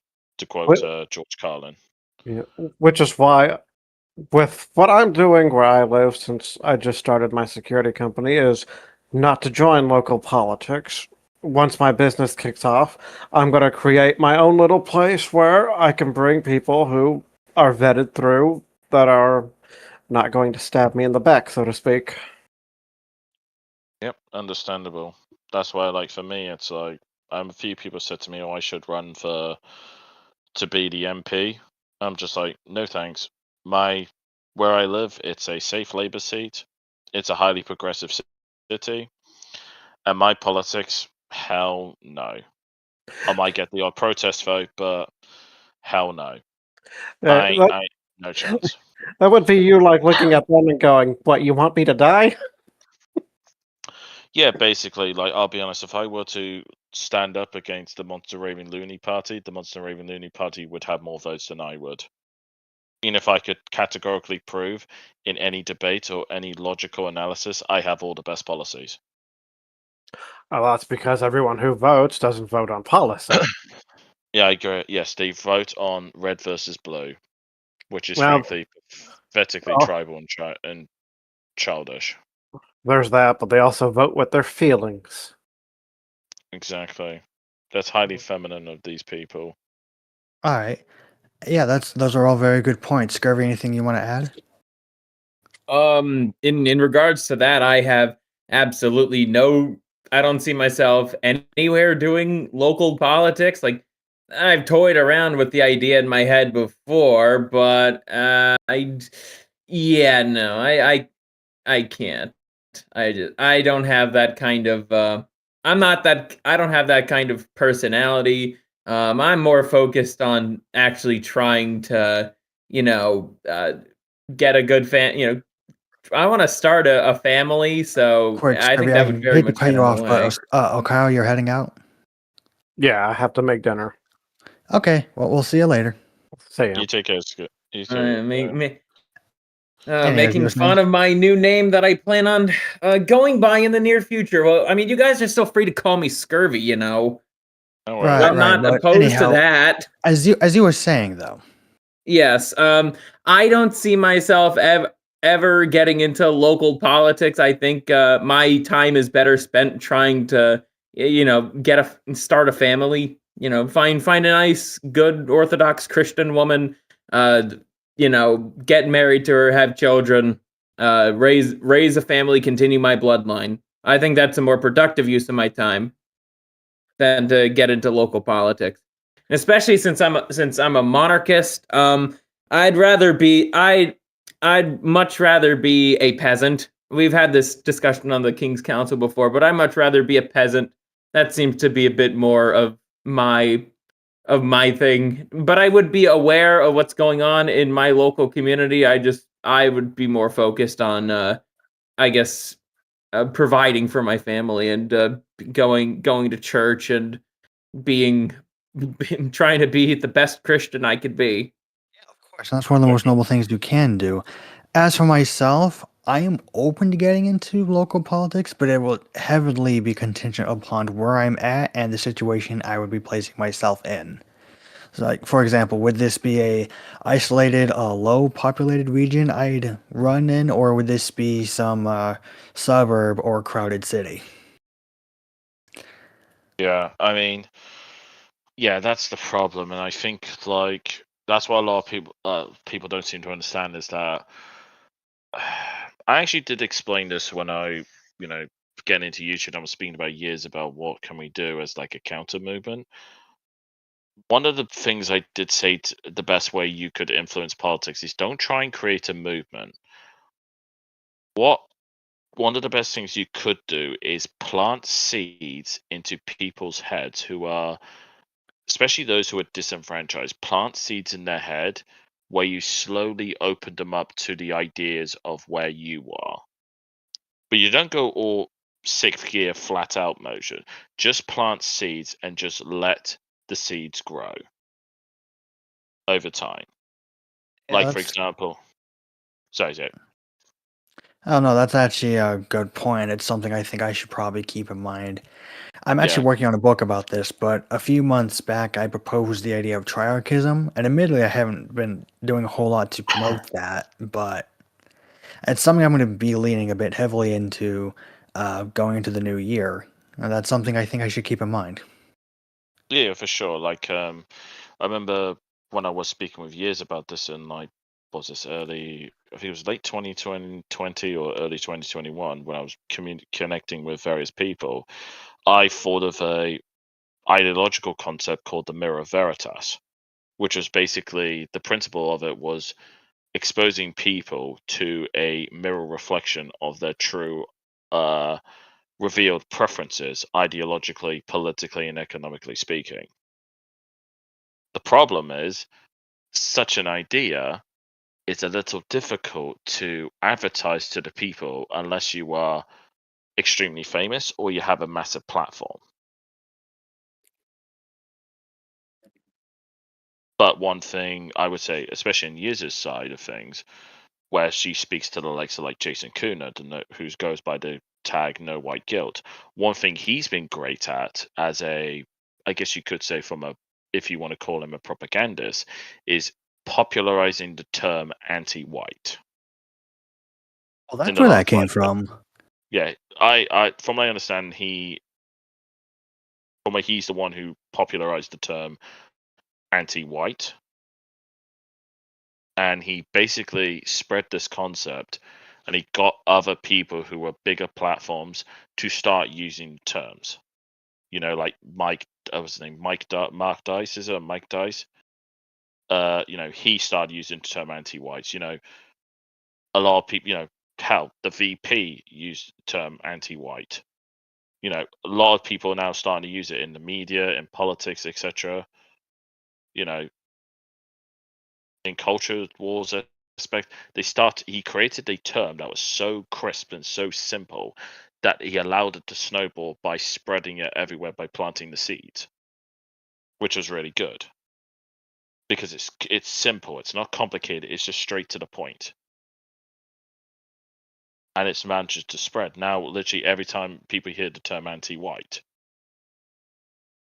and he helped spread that concept over 5 odd years of just slowly spreading out, and you know, and through people who initially adopted the term first, they spread it to other people close in their circles, and they spread it to them and them and them, and then you create the snowballing effect. You know, that's why I'm saying like certain content creators or certain, you know, people with platforms or faces, if you can get them or plant a seed to use a term that they end up popularizing, quite often that is a more effective way of changing politics to what you desire without having to directly get involved in the cancer that is politics. Right. I mean, yeah. I guess we should work on wrapping up here in a bit.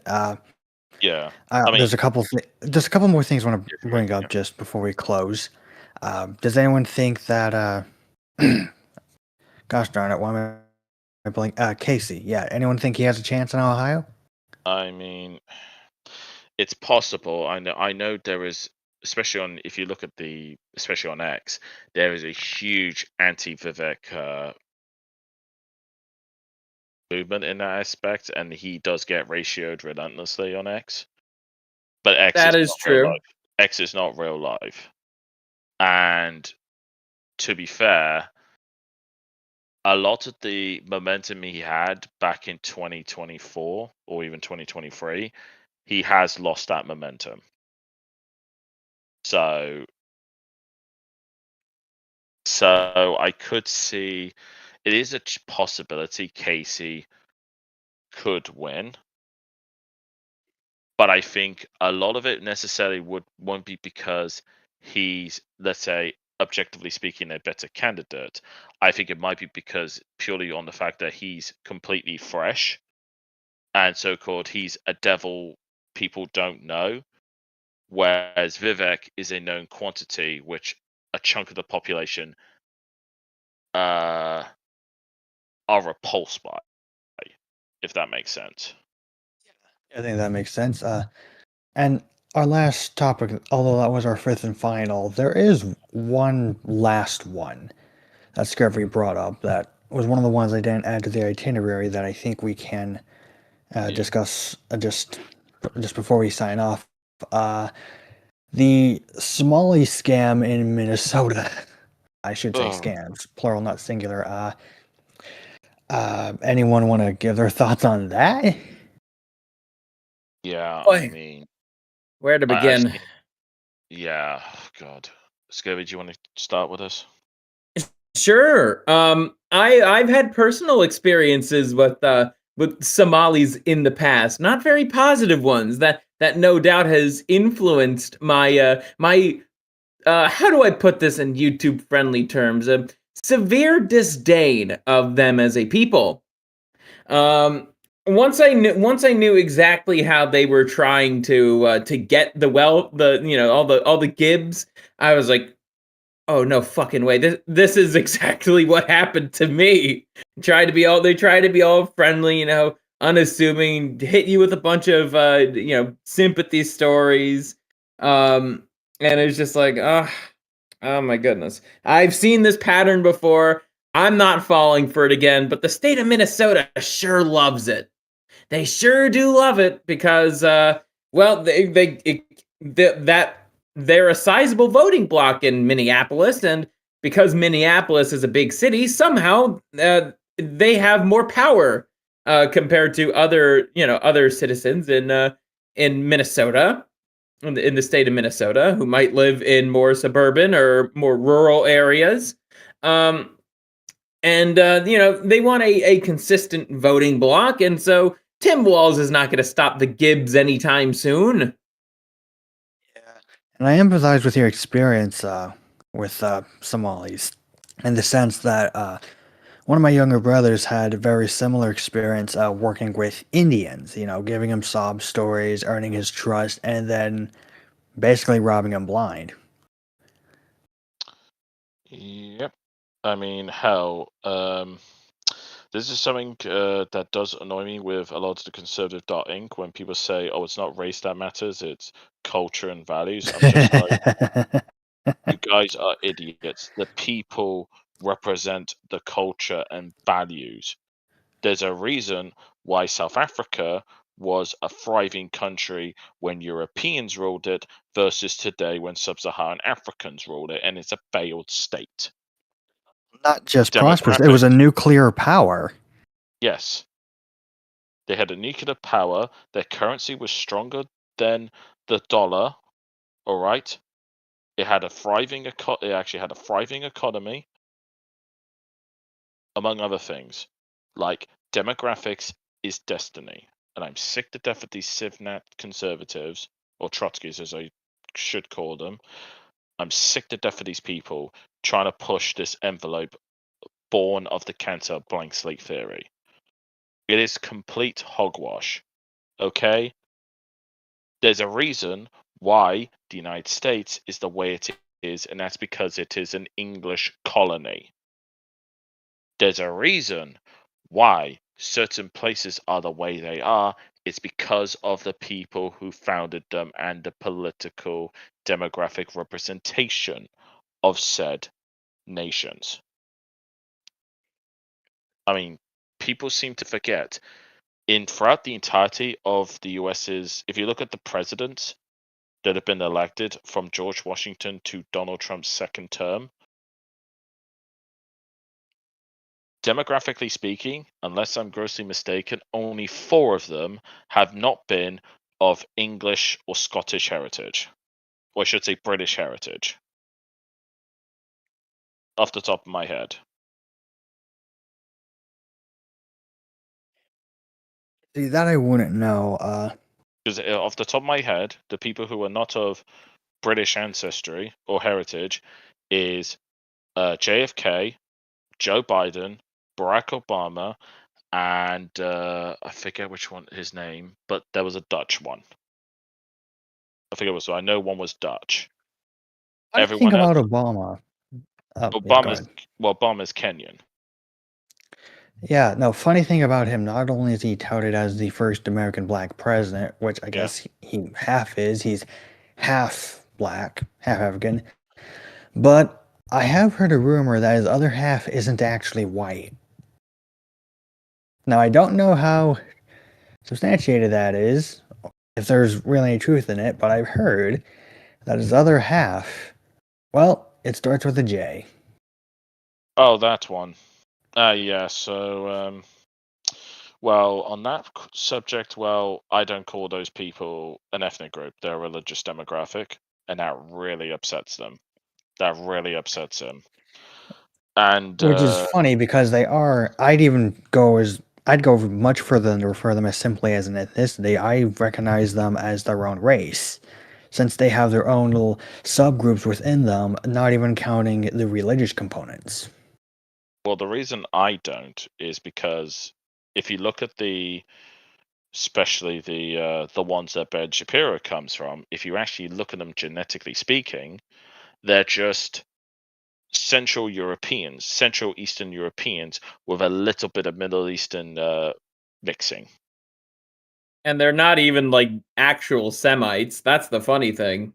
Oh yeah. Because the term Semite literally refers to a group of Arabic people within a region. If you look at the Sephardic types, they are basically Arabs. They're basically just more inbred Arabs. Like, not even joking you. Like, and the Mizrahi, and the Mizrahi, I believe they're somewhat African. Like the Ethiopian types are, yeah. They're predominantly from okay. I actually have a funny theory about the Ashkenazis. Is that they're actually, I think they're actually Asiatic in origin. Well, those people, from what I've looked in their genetic data, they are literally, if you look at their genetic data, they can trace the majority of their lineage to 4 countries: Poland, Lithuania, Ukraine, and East Germany, or what you would call East Germany. But predominantly it's Poland, Lithuania, and Ukraine. Those 3 countries. Not even kidding you. And I wish I was joking about that. Yeah, Well, here's where I think they're Asiatic in origin. I think they come from the Khazars, and the Khazarian Empire was predominantly in West Middle Asia. So when you say West Middle Asia, are we talking like from modern day Ukraine to maybe I have the geography wrong here, but it's West East Europe. So are you talking like places like Turkmenistan? Yes. Turkmenistan, Kazakhstan, and those places? Yeah, that way. Wherever because I seem to be blanking out off the top of my head the exact layout of the of of that nation, but I just know it's Central West Asia, For West Asia. which Yeah, is 'cause- which is really just East Europe, because that's all. yeah, It's yeah. what I find so funny about Europe and Asia is they're really the same landmass, but what divides them is I believe it's a mountain range that separates Eastern and Western Russia. Correct me if I'm wrong. But it's because of that range that we consider those Well, uh, that to be two different continents. well, it's kind of complicated because just to double check that what you say is Central West Asia refers to the vast region encompassing Turkic, Persian, and Arab cultures featuring in stands: Kazakhstan, Uzbekistan, Turkmenistan, Tajikistan, Kyrgyzstan, and essentially Middle East, because just Turkey, Iraq, Saudi Arabia, Iran, etc. So it's basically that weird cluster where Europe and the Middle East meet. Okay. Yeah, That's 'cause- about where I imagined it. I'm not Yeah. as read in geography or No, history as I probably should be. Yeah, because I just wanted to double check what is classified. Because, like, for instance, if you say because people are pretty bad with geography. I know it's a stereotype with the United States, but It's a very American thing. I can yeah, attest. because I know there's always the where's the line when it comes to where does Europe end and Asia begin. And generally, a lot of times, most people say that the line starts and ends at Istanbul, formerly known as Constantinople. I was gonna say, yeah, you better call it Constantinople. Otherwise, the Orange would be very mad. Don't worry, Scurvy, it's fine. But that's a problem because, when you look at the genetics of these places, especially like Turkmenistan and or even like certain districts of Russia, it is so freaking clear that these are different genetic groups of people who are living in these regions, or even just interbreeding, which creates a quote unquote, well, if you look at it from like a certain species standpoint, a hybrid group of people or a hybrid race, which has been Really? found. Yeah, because when I was looking at the genetics of Ashkenazi Jews, they can, the ones that quote unquote people say are white, and they argue they're white or they're not white. The Which ones I'd that are, argue they're half at best on yeah, average. that's the funny thing. Like a lot of the so-called white ones, they're basically Central Eastern Europeans with a little bit of Middle Eastern DNA. Or to put it bluntly, for instance, imagine, for instance, I don't know. I'm trying to think of a celebrity who you'd know. We were but talking about Somalis in Minneapolis, by the way. Yeah, Sure. sorry. Yeah, going back to Somalis. The welfare. Yeah, going This back is to a good demographics. topic. Don't get me wrong, but Yeah, I do apologize. Yeah, so going back to demographics, right? I forget who said it best, but they pointed this out. So I think it kind of goes back to monarchy. In a monarchy, you don't vote for the king. Whereas in democracy, especially in a multicultural and multiracial city or country, you vote solely according to your race. If you do not, you will lose. And we know this because of in-group preferences.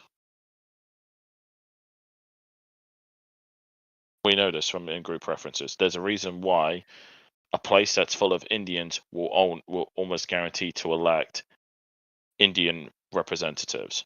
Same thing in Pakistanis in Britain when it comes to Pakistani representation.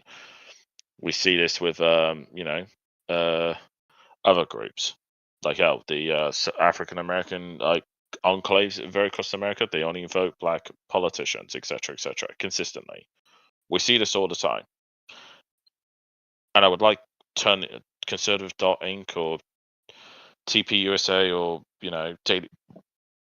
Dealer Wally types just acknowledge this fact. Listen, guys, demographics matter, and if you say they don't, you have no arguments against immigration and colonization. Logically speaking.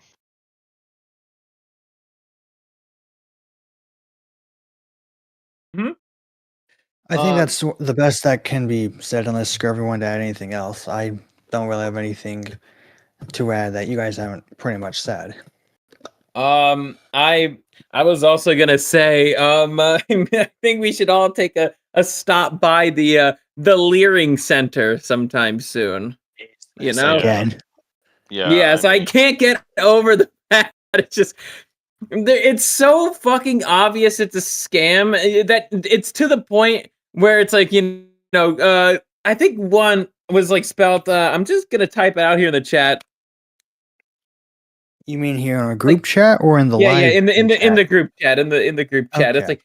wow. It's like Quality Learning Center, and they spell quality like that. Wow. Like No, how like, fucking for the how audience, it's spelled QUAIALITY. like how much more fucking obvious can it be that this is clearly like a mass level of scam right here. It's like millions of dollars. And if you see, and no doubt like the guy that was like helping in that I think his name is like Nick Shirley. The guy who was helping out the guy who was helping out with with Nick Shirley's documentary, I guarantee you that he probably has something on Quality Learning Center. I guarantee you that he does. It is not just the over $100 million of fraud that's being funneled via our tax dollars. I'm sure it's a lot more than that. They only just stopped by a few of these places. They seem to be everywhere in Minneapolis. Everywhere. And they only went over, and Nick and the other guy's name is David. They went over only just a few of the healthcare places, childcare places, and adult daycare places. They didn't even talk about the transportation stuff. I can only imagine how much more money all that is. Yeah. For sure. Yeah, to be honest, like, actually, a friend of mine, Scrump, actually pointed this out on X. The welfare system will always be a hotspot for fraud, and it's in many ways the most unethical system ever produced by society, because it actively takes, through theft, coercive theft, from the honorable, hardworking people of society and gives it to the scroungers and dishonorable members of society consistently. And then people wonder why so many, especially working class people, are against welfare. And you see lawsuits like this. And you see examples of pure scamming. And then, especially for the youngsters, those adult Gen Zs, boomers are like, ooh, why do these people want to work? And I'm like, you monkeys help create a system where you're more incentivized not to work and scrounge than to work and earn a paycheck. Like, how can you be shocked by this? It's basic common sense and incentive structures.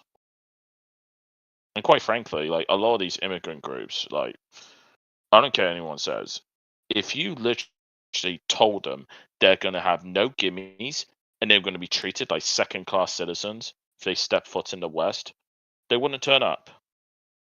They wouldn't turn up. Straight up.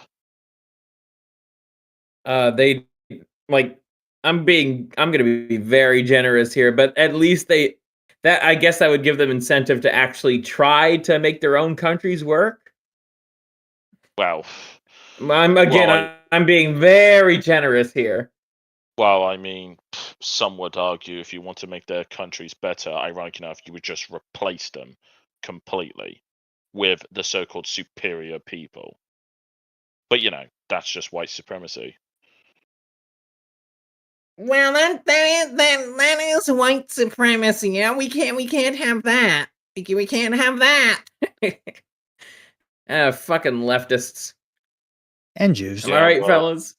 Yeah. Yeah, well, the same people who say that are never the ones who wish to import those people from those parts of the world are never want to be living amongst those people.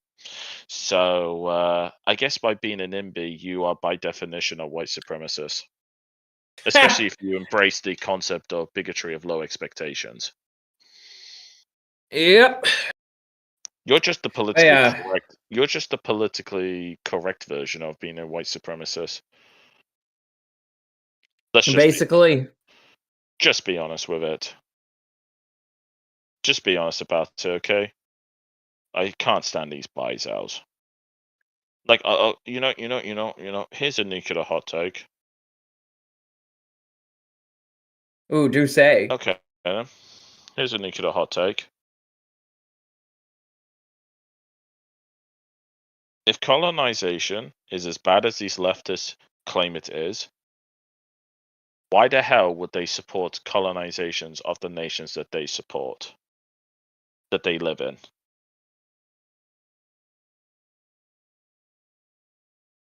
Hold on, repeat that. If- Just so. according just to so leftists- try and. Colonization is bad. So why would they want to be colonized by the very people who are from countries that they wouldn't damn well set foot in if their lives depended on it? If I were to take a guess, it's like suicidal empathy. Flagellation too. It's either suicidal empathy. They're useful idiots. They are dishonest nihilists. Or last but not least, they just want to watch the world burn. I'd say it's all of above there again. Yeah, well, on the nihilist standpoint, slightly hot take here, but I have never met an honest nihilist in my life. Because if they were truly honest, they wouldn't be speaking. They would go like the dodo. Yeah, that's a good 6 point. feet under, I assume. Too right. I see. I do want to revisit that one kind of off-topic discussion we were having a few moments ago. I think I've made a not a definitive theory, but a what's the word? I'll call it let's call it an encompassing theory of mine. Yeah. Since we briefly did explore this a bit, so I don't think it's a question for the most part where different ethnic groups come from. You know, we have white people from Europe. Asia is probably the most diverse continent in the world, and then blacks come from Africa. But I'll say this about the Jews. Seems to me, and I think it was you, Kiz, who hit the nail on the head with the hammer about this. I believe, accounting for their different ethnicities, that they are the most mixed people in the world. Because you have Ashkenazi Jews, who are basically East European with Arabic admixture, to which I'd argue are Asiatic in origin.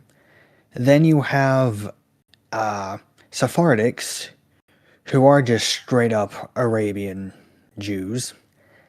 You have Mizrahi Jews, who are North African. Ethiopian Jews, who are sub-Saharan, and I know there's another major group, but I don't remember what they're called.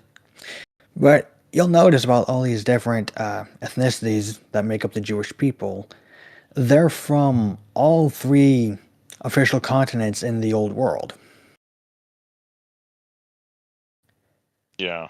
There is that. Like, Heck, two of them resided in Europe for most of their history. yeah, that is true. I mean, that's why I reject the idea of the Jewish ethnicity. Because I would argue it's a disingenuous reforming of language like leftists do. Just so you play into their window or their framing. Alright, well, if that's the case, then are Jews white? Well, here's the thing. If you look at the Ashkenazis based on genetic lineage, They are ultimately Central Eastern European. Whereas if you're Sephardic, you're fucking Middle Eastern. Although the problem is with the United States' concept of white, that term has severely changed over the years.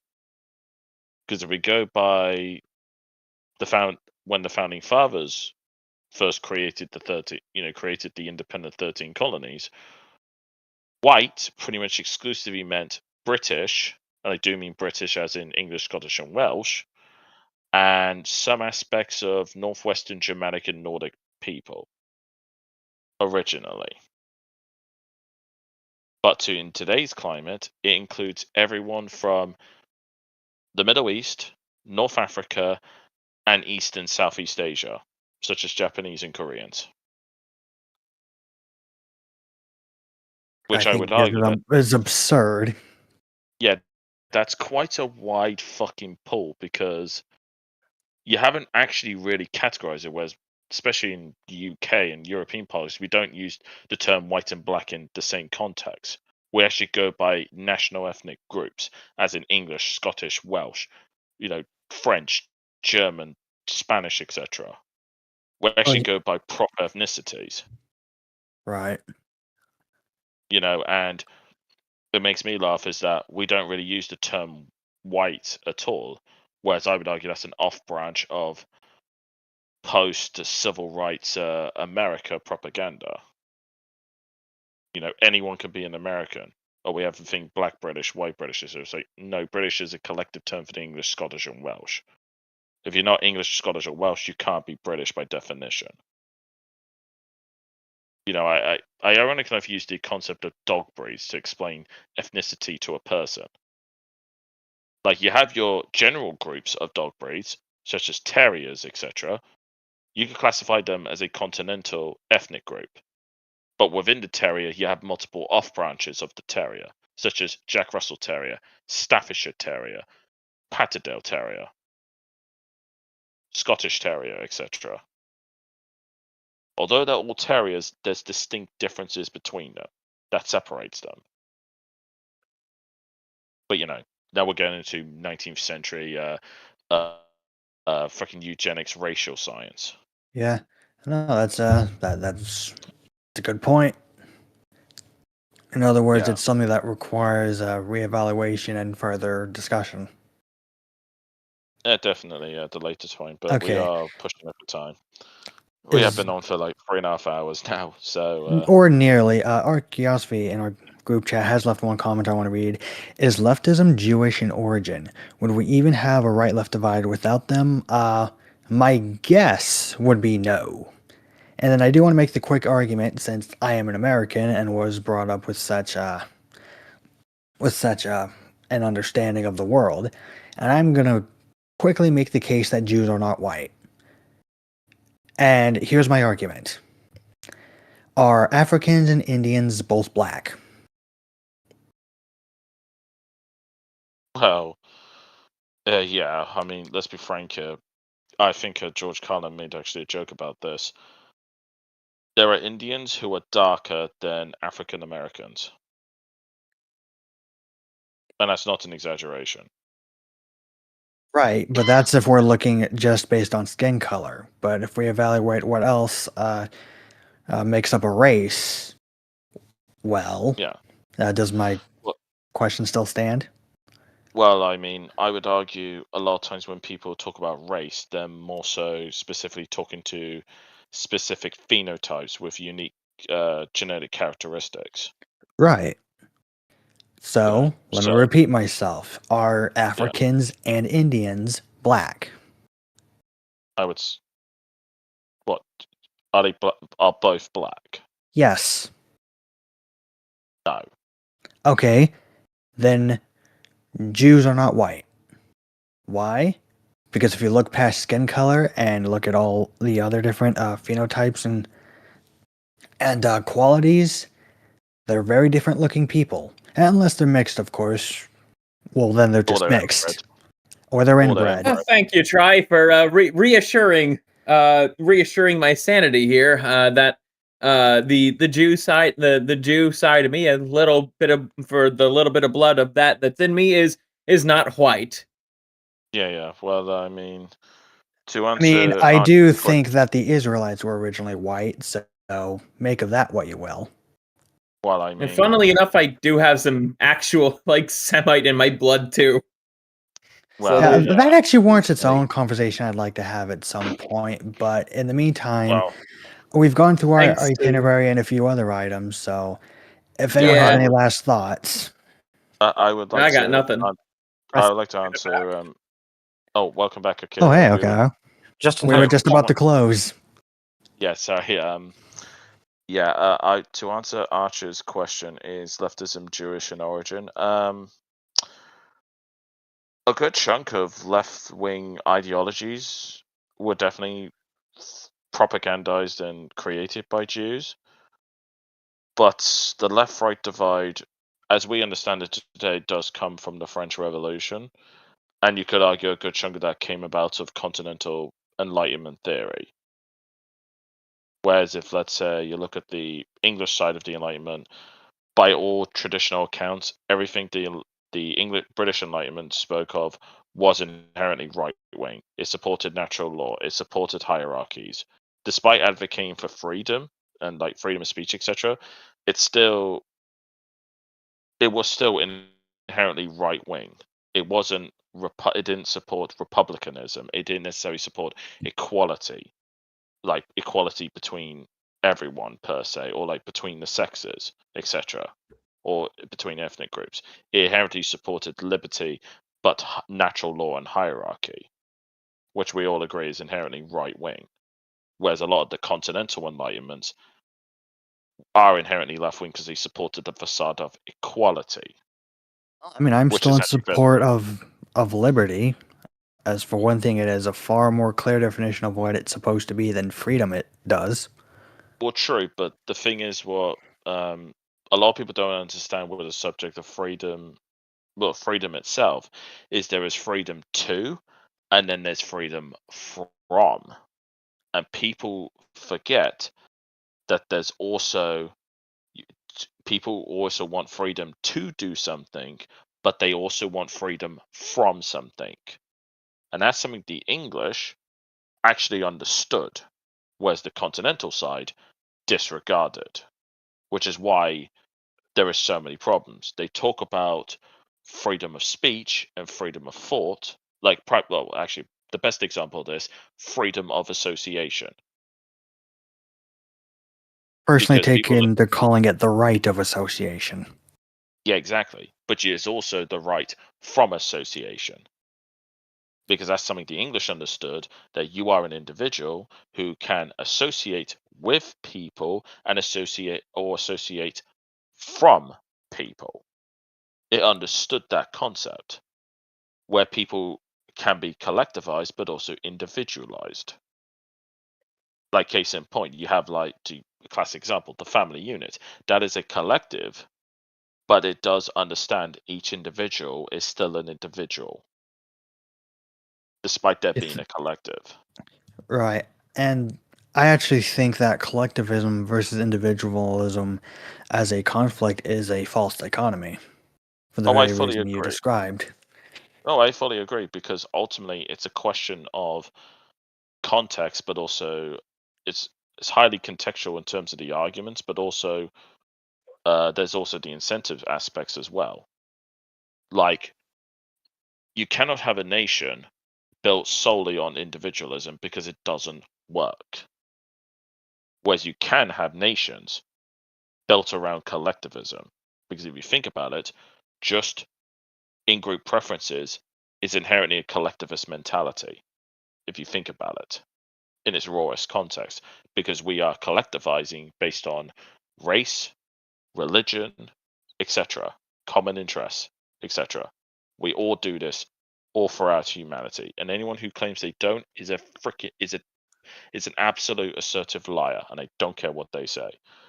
But also, Akira, I see in the chat you argue leftism is Americanism.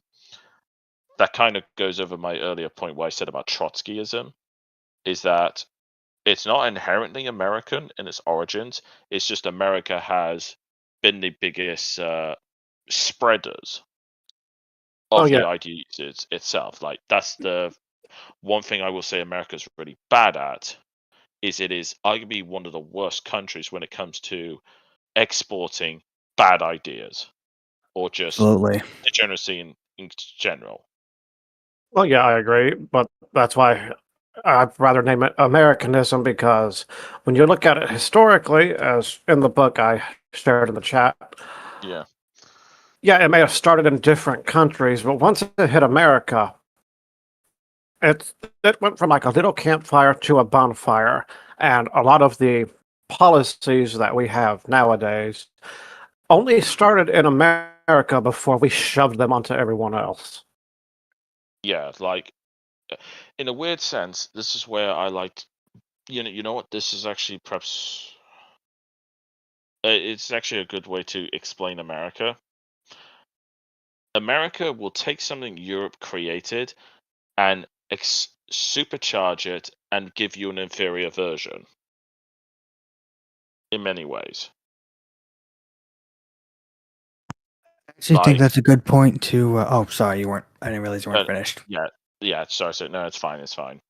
That's because I've noticed that a lot with a lot of America. It's like whenever they take something that someone else provided, they tend to have a bad habit of butchering it or bastardizing it. Or okay, or if you want to say out what you just typed there, Yeah, you could argue they do corrupt it as well. Yeah. a kism. So yeah. Yeah, Okay. it's like he was saying. They, well, our politicians or groups or whatever will take something European and butcher it, change it, do many, many things wrong with it, or just corrupt it entirely. I think that's a good point. Yeah, I think that's a good point to close out on. I do have one announcement, and it's not really something as far as definitive decisions goes, and something I'd like to suggest. So we have covered latest news and events, but I'd personally like to see this podcast transition, not entirely, but more to what this episode's been about, really. Just more political and philosophical ponderings. Religious discussions, too. But just exploring higher ideals than the usual latest thing slop. Now, of course, if anyone wants something to, excuse me, if someone wants to point out something that happened on X Twitter or elsewhere in the world that they think could highlight whatever points we have for our itineraries, which I do think we are going to try to stick more rigidly to as well. And I'll be sure to add more items to it throughout the previous week before we approach the following Sunday. And I lost what else I was going to say. I think everyone gets the point. So basically, keep everything academic and highbrow rather than doing what everyone else does and just going with the next trend or fad. More or less, if we can avoid it. I feel like this in particular, I felt like it was perfect to cover here because it's so. Though I also wanted to get into how, like, monarchies and tax or whatnot. Oh, but yeah. I felt like it was so prolific in just regards of a lot of things going on in society. Let's save that for the next time. Which I actually have the topic. So everyone has a week to prepare. Here is next Sunday's council. It is totalitarianism versus authoritarianism. That's the topic for next time. Fancy. And we will absolutely cover taxation and monarchy then as well. And one last comment in our group chat from producer Archaeosophy. That was always my intention with this podcast anyways. Yeah. And amen. Yep. So so for everyone who's listening, we hope you enjoyed the podcast. Make sure to please like, share, and subscribe to the channel. But also, if any of you are curious, you should be able to all find us on X. Just search up our names here and you should be able to find us. Or you can also join the King's Council podcast community page on X Twitter, and that's a quick way to find us all as well. Which, if you haven't joined and are interested in doing so, and if you want to help promote the podcast, please do so.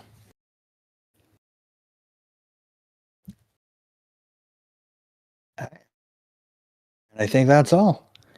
Later, Alright, folks. take care.